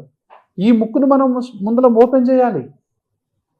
ఎప్పుడైతే ఎలర్జీ ఉంటుందో ఎడినాయిడ్స్ ఉబ్బుతాయి. సో ఎడినాయిడ్స్ ఉబ్బకుండా ఉండాలంటే ఎలర్జీని ముందర కంట్రోల్ చేయాలా. టాన్సిల్స్ ఉబ్బకుండా ఉండాలంటే దాన్ని కంట్రోల్ చేయాలి. అంటే సర్జరీ చాలా మందికి నా దృష్టిలో నేను చేసి నా ప్రాక్టీస్ చెప్తాను, 100కి 90 మందికి ఎడినాయిడ్స్ కానీ టాన్సిల్స్ కానీ సర్జరీ చేయాల్సిన అవసరం లేదు. తొలి దశలో గనక మనం పేషెంట్కు ట్రీట్మెంట్ మొదలు పెడితే, ఒకసారి చేయి దాటిందండి, ఇప్పుడు మాటికి ముక్కులోంచి నీళ్లు గారటాలు, చీము గారటాలు, అంటే వారం రోజులకు ఒకసారి జ్వరం రాటాలు, గొంతు పచ్చి చేయటాలు, చెవిలో నుంచి చీము గారటాలు, ఇలాంటి బ్లాక్ అవటాలు, ఇలాంటివన్నీ ఉంటే ఎడినాయిడ్స్ తీయక తప్పదు. చేయి దాటిపోయిన తర్వాత ఎడినాయిడ్స్ తీయక తప్పదు, టాన్సిల్స్ తీయక తప్పదు, సైనస్ ఆపరేషన్ చేయక తప్పదు, ముక్కులో ఆపరేషన్ చేయక తప్పదు, చెవిలో ఆపరేషన్ చేయక తప్పదు. నేను చేసేది అవుతా ఉంటుంది. అప్పుడు ఎలర్జీకి ట్రీట్ చేయాలి. అక్కడనే వ్యాక్సిన్స్ ఇవ్వాలంటే నేను 2 రకాలైనటువంటి వ్యాక్సిన్స్ ఇవ్వాలి, ఎలర్జీకి సంబంధించినటువంటి వైద్యాన్ని చెయ్యాలి. దాని తర్వాత తొలి దశలోనే ఎలర్జీకి ట్రీట్మెంట్ జరగాలి. అందుకే నేను పిడియాట్రిక్స్గా మొదలుపెట్టింది ఇక్కడే. Earlier the better. అంటే చిన్నపిల్లల్లో ఉన్నటువంటి అలర్జీ కానీ, ఆస్తమా కానీ, నోస్ బ్లాక్ కానీ, చెవు ప్రాబ్లమ్స్ కానీ, ఎడినాయిడ్స్ కానీ, టాన్సిల్స్ కానీ, ఆస్తమా కానీ ఎంత తొందరగా వైద్యం చేస్తే వాళ్ళకి అంత ఆపరేషన్లు అవసరం పడే అవకాశం తగ్గిపోతుంది. ఇప్పుడు వ్యాక్సిన్స్ అన్నారు కదా, ఇప్పుడు ఏం వ్యాక్సిన్స్ అవైలబుల్గా ఉన్నాయి సార్? ఫ్లూ వ్యాక్సిన్ అండి, ఇన్ఫ్లుయెన్జా వ్యాక్సిన్, అడల్ట్ అంటే న్యూమోకోకల్ వ్యాక్సిన్. చిన్నపిల్లలకు చాలా వ్యాక్సిన్స్ తెలుసు కదా, ఇవి అడల్ట్ వ్యాక్సిన్స్ అంటాం. So influenza and pneumococcal vaccine, దాని తర్వాత జోస్టర్కు సంబంధించినటువంటి వ్యాక్సిన్స్ ఉన్నాయి. ఇంకా చాలా రకాలైనటువంటి వ్యాక్సిన్స్ ఊపింగ్ కాఫ్కు సంబంధించినటువంటి వ్యాక్సిన్స్ కూడా పెద్దవాళ్ళలో అందుబాటులో ఉన్నాయి. ఇంకా కొన్ని రకాలైనటువంటి పెద్దవాళ్ళలో వ్యాక్సిన్లు చేయించుకోవాలి. అదే చెప్తున్నా, 50 సంవత్సరాలు దాటిన ప్రతి ఒక్కళ్ళు కూడా వ్యాక్సిన్లు చేయించుకోవాలి. వాళ్ళలో జలుబున్నా, దగ్గున్నా, ఆయాసం ఉన్నా, సైనస్ ఉన్నా, బ్రాంకైటిస్ ఉన్నా, సిఓపిడి ఉన్నా, గుండె జబ్బులున్నా, కిడ్నీ జబ్బులున్నా, క్యాన్సర్ ఉన్నా, ఇంక ఏ జబ్బులు ఉన్నా సరే వ్యాక్సిన్ కంపల్సరీ అండి. అంటే flu vaccine and pneumococcal vaccine అనేది చాలా కంపల్సరీ. 2 వ్యాక్సిన్స్. ఈ అడల్ట్ వ్యాక్సిన్ లో మన దేశంలో అవగాహన లేదు. అంటే 0.01% లేదా 0.1%, 0.2% కూడా మన దేశంలో వ్యాక్సినేషన్ అవ్వట్లా. అంటే 1000 మందిలో 1-2 కూడా వ్యాక్సిన్లు అడల్ట్ వ్యాక్సిన్స్ తీసుకోవట్లా. హాస్పిటల్లో 70 to 80% వేస్తాం. తెలియదు కూడా ఉన్నట్టు, చాలా మంది తెలియదు, అయినా అవగాహన లేదు. కాబట్టి 2 వ్యాక్సిన్ వేసుకోవడం ప్రయోజనం ఏంటి అంటే ఏంటంటే, ఇప్పుడు ఒకడు బావిలో పడతా ఉన్నాడు, ఒకటి తీస్తా ఉన్నాడు, ఒకటి పడతా ఉన్నాడు, ఒకటి తీస్తా ఉన్నాడు. పడటం ఎందుకు, తీయటం ఎందుకు? గోడ గట్ట అయిపోద్ది కదా. ఈ గోడ కట్టడమే వ్యాక్సిన్. ఈ వ్యాక్సిన్ ఎన్ని రోజులు పనిచేస్తుంది? ఇన్ఫ్లుయెన్జా వ్యాక్సిన్ ప్రతి సంవత్సరం వేయించుకోవాలి, సీజన్కు ముందు. ఇప్పుడు సపోజ్ మీకు జలుబు ఉందండి, సైనస్ ఉంది, దగ్గు ఉంది, ప్రతి సంవత్సరం మీరు ఆగస్టులో కానీ, సెప్టెంబర్లో కానీ, జూన్ నుంచి మొదలు పెట్టుకుంటే ఆగస్టు మధ్యలో ఒక వ్యాక్సిన్ తీసుకుంటే చలికాలం అంతా మీరు ప్రొటెక్షన్గా ఉంటారు. ఇయర్లీ ఒక వ్యాక్సిన్. అంతే. ఫాల్ అంటాం. ఫాల్ అంటే ఏంటి? ఇక వర్షాలు పడతాయి అనే టైంలో మనం వ్యాక్సిన్ తీసుకోవాలి. Very good. 2వ వ్యాక్సిన్ ఇంకోటి న్యూమోకోకల్ వ్యాక్సిన్ అంటాం. అది బ్యాక్టీరియా నుంచి పోరాడేది. అంటే ఏంటి? ప్రతి 5 సంవత్సరాలకు ఒకసారి ఈ వ్యాక్సిన్ తీసుకోవాలి. దాన్ని న్యూమోకోకల్ వ్యాక్సిన్ అంటాం. ఎవరు తీసుకోవాలి ఇది? ఏదో ఒక జబ్బు ఉన్న వాళ్ళు, అసలు ఏ జబ్బు లేకపోయినా 55 సంవత్సరాలు దాటిన వాళ్ళు ప్రతి ఒక్కళ్ళు కూడా ఈ వ్యాక్సిన్ తీసుకోవాలి. నెంబర్ 1, 55 సంవత్సరాలు దాటితే ఈ రెండు. ఎవరికైతే ఏదో ఒక జబ్బు ఉంటుందో ఉన్న వాళ్ళు ఏ వయసు వాళ్ళని తీసుకోవచ్చు. 6 నెలలు దాటిన తర్వాత, 6 నెలల వయసు తర్వాత, ఇర్రెస్పెక్టివ్ ఆఫ్ ద ఏజ్, ఏ జబ్బు ఉన్నా, అంటే చిన్నపిల్లలకు క్యాన్సర్ ఉన్న వాళ్ళు ఉంటారు, చిన్నపిల్లలు షుగర్ ఉన్న వాళ్ళు ఉంటారు, కిడ్నీ జబ్బులు ఉన్న వాళ్ళు ఉంటారు, డయాబెటీస్ ఉన్న వాళ్ళు, వాళ్ళందరూ కూడా వ్యాక్సిన్ తీసుకోవాలి. కాబట్టి వ్యాక్సిన్స్ మీద మేము గత 20-30 సంవత్సరాల నుంచి అవగాహన కలిగిస్తున్నాం. కానీ ఇప్పటికీ కూడా వ్యాక్సినేషన్ మీద అవగాహన లేదు. అందుకే శ్వాస ఫౌండేషన్ యొక్క ముఖ్య ఉద్దేశం ఏంటంటే, prevention is the best intervention లో మా వ్యాక్సిన్ అనేది మేము నెంబర్ 1. ఈ వ్యాక్సిన్ ఖరీదు ఎంత ఉంటుంది? అంటే ఇన్ఫ్లుయెన్జా వ్యాక్సిన్స్ జనరల్ గా 1500 నుంచి 2000 దాకా ఉన్నాయి కంపెనీలను బట్టి. క్వాలిటీ ఇవి కూడా అన్ని 2-3 వేల తేడాతో ఉన్నాయి. యాక్చువల్గా చెప్పాలంటే అండి, ఈ దేశంలో ఈ 2 వ్యాక్సిన్లను కనుక మనం ఇమ్యునైజేషన్ ప్రభుత్వం తరపున వేస్తే సగం ఐసీయూలు మూతపడతాయి. ఈ దేశంలో సగం ఐసీయూలు మూతపడతాయి. అయితే ఇది కంపల్సరిగా దేశం యొక్క వ్యాక్సినేషన్ దాంట్లో కనుక మనం ఇంక్లూడ్ చేయగలిగితే ప్రజలకి మనం మంచి ఆరోగ్యాన్ని ఇచ్చిన వాళ్ళం అవుతాం. అంటే సంవత్సరానికి ఒకసారి, 5 ఏళ్ళకి ఒకసారి న్యూమోకోకల్ వ్యాక్సిన్ కనుక చేసుకున్నట్లయితే 55 సంవత్సరాలు దాటిన వాళ్ళు హాస్పిటల్కు పోవాల్సినటువంటి అవసరం 70% తగ్గిపోతుంది. 70% తగ్గిపోతుంది హాస్పిటల్కి పోవాల్సిన అవసరం. పెద్దలకు సంబంధించిన ఈ వ్యాక్సిన్లు, చిన్నపిల్లలకు సంబంధించినేమో 1000 రోజులు లోపే వాళ్ళకి వాళ్ళు ఆరోగ్యంగా ఉంచడం. అంటే షుగర్ కనుక తీసేసినట్లయితే వాళ్ళ బ్యాక్టీరియా అనేది మంచి బ్యాక్టీరియా పెరిగి మంచి ఇమ్యూనిటీకి మనం పునాది వేసిన వాళ్ళం అవుతాం. అంటే తల్లిదండ్రులే వాళ్ళకు పునాది వేయాలి. అదే సాధ్యమైనంత వరకు పిల్లలు అడిగారనో ఏడ్చారనో మీరు షుగర్ ఇవ్వకండి. వాళ్ళకు దాని బదులు ఒక పండు ఇవ్వండి, ఒక మంచి ఫ్రూట్ ఇవ్వండి, ఒక మంచి బెర్రీ ఇవ్వండి, వాళ్ళకు టేస్ట్ ఉన్నటువంటి ఏదో ఒక ఫ్రూట్ ఇవ్వండి. అంతే తప్ప అంటే ఒకవేళ మీరు స్వీట్ ఇచ్చినా కూడా అది ఫ్రూట్కి సంబంధించిన స్వీట్ ఇవ్వండి. అర్థమైందా? మనకి ఇప్పుడు మంచి స్వీట్స్ వస్తాయి, డ్రై ఫ్రూట్స్ నట్స్తో వస్తున్నాయి కొన్ని, అట్లా ఏదో సంథింగ్ ఇస్ బెటర్ కదా. అంటే నెయ్యితో అంటే మనం ఇది తేనెతో చేసినాయి చాలా మంచిది అండి. డ్రై ఫ్రూట్స్ చాలా మంచి, నట్స్ డ్రై ఫ్రూట్స్ అన్నీ కూడా మంచివి. డ్రై ఫ్రూట్ చాలా మంచిది. అది పొద్దున్నే లేవగానే నేనైతే ఏమంటానంటే ఎవరినైనా ఫస్ట్ పచ్చికూరగాయలు తినండి. ఇంకో విషయం చెప్తాను మీకు. అన్నం తినటాన్ని ఎలా తినాలి అంటే ఒక 4 లేయర్స్లో తినాలి.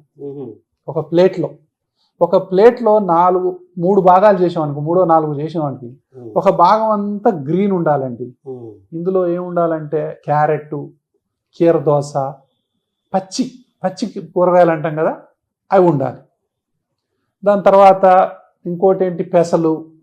దాని తర్వాత అంటే మొలకలు వచ్చినాయి పడితే కనుక కొంతమందికి అలర్జీ ఉంటుంది, అది కూడా అవి తినాలి. మొలకెత్తినవి. ఇది ఫస్ట్ లేయర్లో వేసేయాలి ఫుడ్ లేవగానే. సెకండ్ లేయర్లో మనం ప్రోటీన్స్ వేయాలి. థర్డ్ లేయర్లో మనం ఫ్యాట్స్ వేయచ్చు. ఫోర్త్ లేయర్లో కార్బోహైడ్రేట్ వేయాలి. అది లాస్ట్ యాక్చువల్గా. ఈ 4 లేయర్స్ని కనుక మనం మెయింటైన్ చేస్తే మన ఇన్సులిన్ అనేది ఒక్కసారి షూట్ అవ్వకుండా ఉంటుంది. అంటే మీరు చెప్పారు ఇంత సైంటిఫిక్గా, ఇంత న్యూట్రిషనల్ సబ్జెక్ట్లో అందరూ అవన్నీ చేయలేని మామూలు వాళ్ళు ఎలా చేయాలి చెప్పడం చాలా ఈజీ, కానీ చాలా మందికి అంటే ఎవరైనా ఇంకోటి నేను ఇందులో గమనించాను నేను కూడా, మనం చెప్తే చాలా ఈజీ కానీ ఇంట్లో చేయడం చాలా కష్టం అండి ఇదంతా. ఎవరికైనా చేసి పెట్టేవాళ్ళు ఉంటే పొద్దున్నే లేచి తినటానికి పెద్ద సమస్య ఎవరికి ఉండదు, ప్రతి వాళ్ళు రెడీనే. కాకపోతే ఇంట్లో ఇది పెద్ద టాస్క్. దానికి సంబంధించి కంపల్సరిగా మన ఇంట్లో అంటే మనం అంటే కాన్షియస్ ఉండాలి. ఇప్పుడు మనం 1 టమాటాలు తెచ్చామండి, 2 టమాటాలు తినండి. కీరదోసలు తెచ్చాం, కీరదోసలు తినండి. కొన్ని దోసకాయలు తెచ్చాం, ఒట్టి దోసకాయలు తినండి. ఏంటంట ఒట్టి ఏదైతే ఉన్నాయో ఈవెన్ బెండకాయలు కూడా తినొచ్చు, దొండకాయలు కూడా తినొచ్చు, సొరకాయలు కూడా తినొచ్చు, బీరకాయలు కూడా తినొచ్చు. ఏముంది లేదు, కొన్ని ఉడకబెట్టినవి తినండి. మళ్ళీ కాలీఫ్లవరు, మన క్యాబేజీ, మనకు కొన్ని ఉడకబెట్టిన మన బీన్స్, ఇవన్నీ ఉడకబెట్టి తినాల్సినవి కొన్ని ఉంటాయి. సో పచ్చిగా తినేవి కొన్ని ఉంటాయి. సో ఇట్లా ఈ కాంబినేషన్స్ నేను మొత్తం మీద చెప్పేది ఏంటంటే పచ్చివి కానీ ఉడకబెట్టినవి కానీ ఎక్కువ తినండి. ఇప్పుడు పల్లీలు ఉన్నాయి, వేయించి తినకండి, ఉడకబెట్టే తినండి. ఏదైనా సరే ఇంకొకటి మనం చెప్పడం మర్చిపోయినాం, అసలు జబ్బు యాడ్ నుంచి వస్తుందంటే ఫ్రై చేయటం వల్ల వస్తుంది. వేపుళ్ళ వల్ల భారతదేశంలో సగం మంది ఆరోగ్యం పోయింది. వేపుళ్ళంత ప్రమాదకరం ఇంకొకటి లేదు. అట్లీస్ట్ 90% మనం ఈ బాయిల్డ్ అండ్ స్టీమ్డ్ ఫుడ్ తింటే మన సగం ఆరోగ్యం బాగుపడదు. మొత్తం పొల్యూషన్ మయమైన ఈ ప్రపంచంలో ఎక్కడికి ఉండాలి, మరి ఎలా చేయించాలి అదే చెప్తున్నా. ఇప్పుడు మేము చూడండి, ఇప్పుడు ఇది పెట్టుకున్నాను నేను, ఇది చూసారా, ఎయిర్ ప్యూరిఫైయర్ అంటాం. ఈ ఎయిర్ ప్యూరిఫైయర్ అంటే ఒకప్పుడు మీరు చూసారా, మనం నీళ్లు ఇంట్లో పెట్టుకున్నప్పుడు వడపోత పెట్టి పట్టుకునేవాళ్ళం, తాగటానికి ఒక గుడ్డ పెట్టేవాళ్ళం, దాంట్లో పెద్ద పెద్ద నలకలు ఉంటే పోయాయి. అవునా? అవును. ఇప్పుడు ఏం చేస్తున్నాం, ఇప్పుడు నలకల సమస్య కాదు, అసలు వాటర్ లోనే కెమికల్స్ ఉన్నాయి. ఆ వాటర్ పోవటం కోసం మనం ఫిల్టర్స్ వాడుతున్నాం, పెద్ద పెద్ద ఫిల్టర్స్, రివర్స్ ఫిల్టర్స్ వాడుతున్నాం మనం. అవును. అది ఎంత అంటే ఒక 10 లీటర్లు మనం వేస్ట్ చేస్తే 1 లీటర్ మంచినీళ్ళు వస్తున్నాయి మనం. అంటే వాటర్ క్వాలిటీలోనే దెబ్బతిన్నది. అలాగే ఎయిర్ ఉంది, డస్ట్ ఉంది, పార్టికల్ అంటే ముక్కులో వెంట్రుకలు ఉంటాయి కదా మనకు, అది ఆపేది యాక్చువల్ అవి ఫిల్టర్స్. ఒకప్పుడు డస్ట్ వస్తే ఎప్పుడు 50 ఏళ్ల కింద నేను చెప్పే మాట, అప్పుడు మామూలుగా వస్తే ఇవి చూసుకునేవి. అంటే మీకు మన మనిషి పుట్టుకలోనే అన్ని సెట్ చేసి పంపించారు. ఇప్పుడు ఏంటంటే గాలిలో క్వాలిటీలోనే మార్పు ఉంది. ఇప్పుడు అందులో నైట్రిక్ ఆక్సైడ్, కార్బన్ డైఆక్సైడ్, దాని తర్వాత ఇన్ని సల్ఫర్ డైఆక్సైడ్, హైడ్రోజన్, ఇలాంటి అంటే ఇలాంటి అన్ని యొక్క కెమికల్స్ దీంట్లో ఓజోను ఇవన్నీ కూడా గాలిలో మిక్స్ అయినప్పుడు గాలితో పాటు లోపలికి పోయినప్పుడు ఓజోన్ పొర దెబ్బతింది అన్నారు కదా ఇప్పుడు, ఓజోన్ లేయర్. అదే అదే అదే ఒక పెద్ద సబ్జెక్టు. సో ఇవన్నీ కూడా అంటే ఏంటంటే గాలి అనేది కలుషితం అయిపోయింది. ఆ గాలిని ఇంకోటి ఏంటంటే 10 మైక్రాన్స్ ఉన్న పార్టికల్స్ ఒకటి, 2.5 మైక్రాన్స్ ఉన్న పార్టికల్స్ ఒకటి. ఈ పార్టికల్స్ని ఇప్పుడు 2.5 మైక్రాన్ ఉన్న పార్టికల్ అంటే ఏంటంటే మనం సూత్ అంటాం. సూత్ అంటే ఏంది, ఇప్పుడు కర్పూర హారతి పెట్టగానే ఒకటి ఇట్లా అంటే నల్లగా వస్తుంది చూడండి, దాన్ని సూత్ అంటాం. ఆ సూత్ మనం పెట్రోలు డీజిల్ అనుకుంటే డీజిల్ పొగలో నుంచి మనం ఇట్లా అంటే కూడా ఎక్కడ సూత్ ఎక్కువ తయారైతే అది మంచిది కాదు. ఈ సూత్ అనేది డైరెక్ట్ గా అల్విలో నుంచి బ్లడ్ లోకి ఎంటర్ అయ్యి హార్ట్ అటాక్స్ కి, క్యాన్సర్స్ కి దారితీస్తుంది. పర్టికులేట్ మ్యాటర్ అంటాం. డస్ట్ స్మాల్ డస్ట్ మన యొక్క ఆరోగ్యాన్ని దెబ్బతీస్తుంది. దాన్ని క్లీన్ చేయడం కోసం ఎయిర్ ప్యూరిఫైయర్స్. ఫ్రిడ్జ్ లో పెట్టినటువంటి ఆహారం వల్ల ఇప్పుడు మీరు కూల్ డ్రింక్ ఉంది, అట్నే మీరు తాగారు, చల్లటి నీళ్లు ఉన్నాయి, తాగి గొంతు పట్టుతుంది కదా. సో నేనేమంటానంటే తీసి బయట పెట్టుకోండి. చల్లటి పెరుగు కూడా వేసుకోవద్దు. చల్లటి పెరుగు వేసుకున్నా కూడా విపరీతమైన ఆస్తమా వచ్చేవాళ్ళు ఉన్నారు. నైట్ పూట తీసుకొని మీరు చల్లటి పెరుగు వేసుకొని మంచిగా తిని పడుకుంటే మిడ్ నైట్ కల్లా విపరీతంగా ఆస్తమా వచ్చేవాళ్ళు కొన్ని వందల మంది చూశారు. కొండ పెరుగు అది చాలా మంచిగా యాక్చువల్గా చెప్పాలంటే. కానీ కొత్త కుండలో నీళ్ళు తాగితే పడినోళ్ళు కూడా ఉన్నారు కొంతమంది. అంటే ఆల్రెడీ ఒక 10 రోజులు వాడిన తర్వాత అందులో తాగితే ఎలర్జీస్ అనేది మనిషికి తేడా ఉంటుంది కదా చాలా. అంటే కొంతమందికి డస్ట్ ఎలర్జీ ఉంటుంది, కొంతమందికి ఫుడ్ ఎలర్జీ ఉంటుంది, కొంతమందికి పోలన్ ఎలర్జీ ఉంటుంది, కొంతమందికి కెమికల్స్ ఎలర్జీ ఉంటుంది, కొంతమందికి ప్లాస్టిక్ ఎలర్జీ ఉంటుంది, కొంతమందికి గ్లౌస్ తో ఎలర్జీ ఉంటుంది, కొంతమందికి బొట్టుతో ఎలర్జీ ఉంటుంది. బొట్టుతో ఉండే ఎలర్జీ ఉంటుంది, కొంతమంది కాటికతో ఎలర్జీ ఉంటుంది, పౌడర్ తో ఉంటుంది. అంటే స్కిన్ కంటే ప్రతిదీ కూడా ఎలర్జీ కలిగించవచ్చు. పీల్చేదాని వల్ల ఎలర్జీ రావచ్చు, తినేదాని వల్ల ఎలర్జీ రావచ్చు. దేని వల్ల ఎలర్జీ వస్తుందో మనకు తెలియదు. ఆల్రెడీ ఎవరికైతే ఎలర్జీ జీన్స్ ఉన్నాయో వాళ్ళు ఏదైనా కొత్త ఆహార పదార్థం తినేటప్పుడు చాలా జాగ్రత్తగా ఉండాలి. నాకు పడుతుందా పడదా ఎలా తెలుసుకోవాలి దాన్ని? అంటే కొంతమందికి ఇప్పుడు ఉన్నాయి, కొంతమందికి పెసలు తింటే విపరీతంగా వాంతులు అవుతాయి. వాళ్ళ బాడీ చెప్పేది, వాళ్ళ బాడీ చెప్తుంది వెంటనే. కొంతమందికి దిగుతుంది, కొంతమందికి ప్రాన్స్ పడవు. దిగుతుంటేనే మొత్తం వాళ్ళకి ఊపిరి ఆడదు ఇంకా. సో ఆ బాడీ చెప్తుంది. బాడీ చెప్పినప్పుడు దాన్ని రెస్పెక్ట్ చేయాలి మనం. నాకు ఇది పడదు, కూల్ డ్రింక్ తాగితే నాకు దగ్గు వస్తుంది, ఆయాసం వస్తుంది, తాగొద్దు. సో కూల్ డ్రింక్స్ అసలు ఈ దేశంలో సగం ఆరోగ్యం పాడవడానికి కారణం మూలం కూల్ డ్రింక్స్, ఐస్ క్రీమ్స్, రకరకాల చాక్లెట్స్, ఈ షుగరీ డ్రింక్స్, ఇవన్నీ కూడా ఈ స్వీట్ తో తయారైనటువంటి ప్రతి వీటి వల్లనే మన పిల్లల ఆరోగ్యం సగం పోయింది. ఒబేసిటీ రావడానికి మూల కారణం కూడా ఇది. కూల్ డ్రింక్ పెట్టుకొని తాగుతున్నారు ఇంట్లో, బాటిల్స్. కొంతమంది అంటే చెప్తారు, సార్ రోజు నేను 2 బాటిల్ తాగుతాను సార్ అని చెప్తున్నా. బిర్యానీతో పాటు పక్కన కూల్ డ్రింక్ పెట్టుకొని తాగుతున్నారు. సో ఇవన్నీ కూడా ఆహారానికి సంబంధించినటువంటి అవగాహన ఈ దేశంలో ఎంతో రావాల్సిన అవసరం ఉంది. కాబట్టి జంక్ జనరేషన్ తయారవుతుంది. జంక్ జనరేషన్ ని మనం గనక కాపాడుకోలేకపోతే వీళ్ళందరూ తాలు గింజలు అయిపోయే అవకాశం ఉంది. సో వీళ్ళందరికీ కూడా అంటే వాతావరణాన్ని బట్టి ఆరోగ్యం కస్టమైజ్ అయ్యేటటువంటి ప్రక్రియ మన బాడీలో లేదు. కంపల్సరీ నువ్వు ఆరోగ్యాన్ని మంచిగా ఉంచుకోవాలంటే పంచభూతాల కాడికి పోవాల్సిందే. నువ్వు పొల్యూటెడ్ గాలిలో నీకు ఆరోగ్యం వచ్చే అవకాశం లేదు. బాడీని కస్టమైజ్ చేద్దామంటే కస్టమైజ్ కాదు. మన ఫుడ్ తగ్గట్టు బాడీని కస్టమైజ్ చేయలేం, మన గాలికి తగ్గట్టు చేయలేం. సో మనం దేనికి తగ్గట్టు దానికి తగ్గట్టే మనం మారాలి.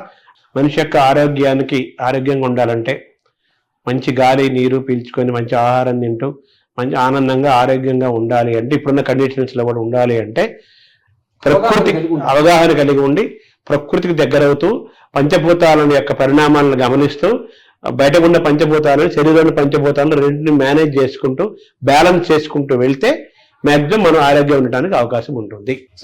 తినేటప్పుడు కాన్షియస్, ఏం తింటున్నావు కాన్షియస్. స్వీట్ తింటున్నా,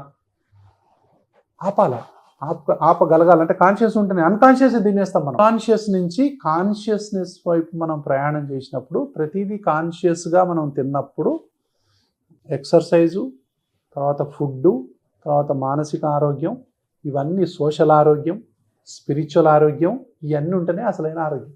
అంతే. ఎన్విరాన్మెంటల్ ఆరోగ్యం. ఎన్విరాన్మెంటల్ ఆరోగ్యం అన్నిటికంటే ముఖ్యమైనది ఇప్పుడు ఎన్విరాన్మెంటల్ ఆరోగ్యం. కాబట్టి ఎంత మాట్లాడినా ఈ సబ్జెక్ట్ మీద తరగదు. Internal environment, external environment. Internal environment అంటే మన లోపల ఉన్నటువంటి ఆలోచనలు, మన లోపల ఉన్న భయాలు, ఆందోళనలు అంతా ఇంటర్నల్ ఎన్విరాన్మెంట్. ఎక్స్టర్నల్ ఎన్విరాన్మెంట్ అది దీని మీద ఇది దాని మీద పడి మొత్తం గందరగోళం అయిపోయి మొత్తం కూడా అనారోగ్యానికి దారితీస్తున్నాయి. సో ఆరోగ్యం బాగుపడాలంటే ఇంటర్నల్ ఎన్విరాన్మెంట్ బాగుండాలా, ఎక్స్టర్నల్ ఎన్విరాన్మెంట్ కూడా బాగుండాలి. ఈ రెండు బాగున్నప్పుడే ఆరోగ్యం అనేది సమతుల్యంగా బాగుంటుంది. నమస్కారం సార్.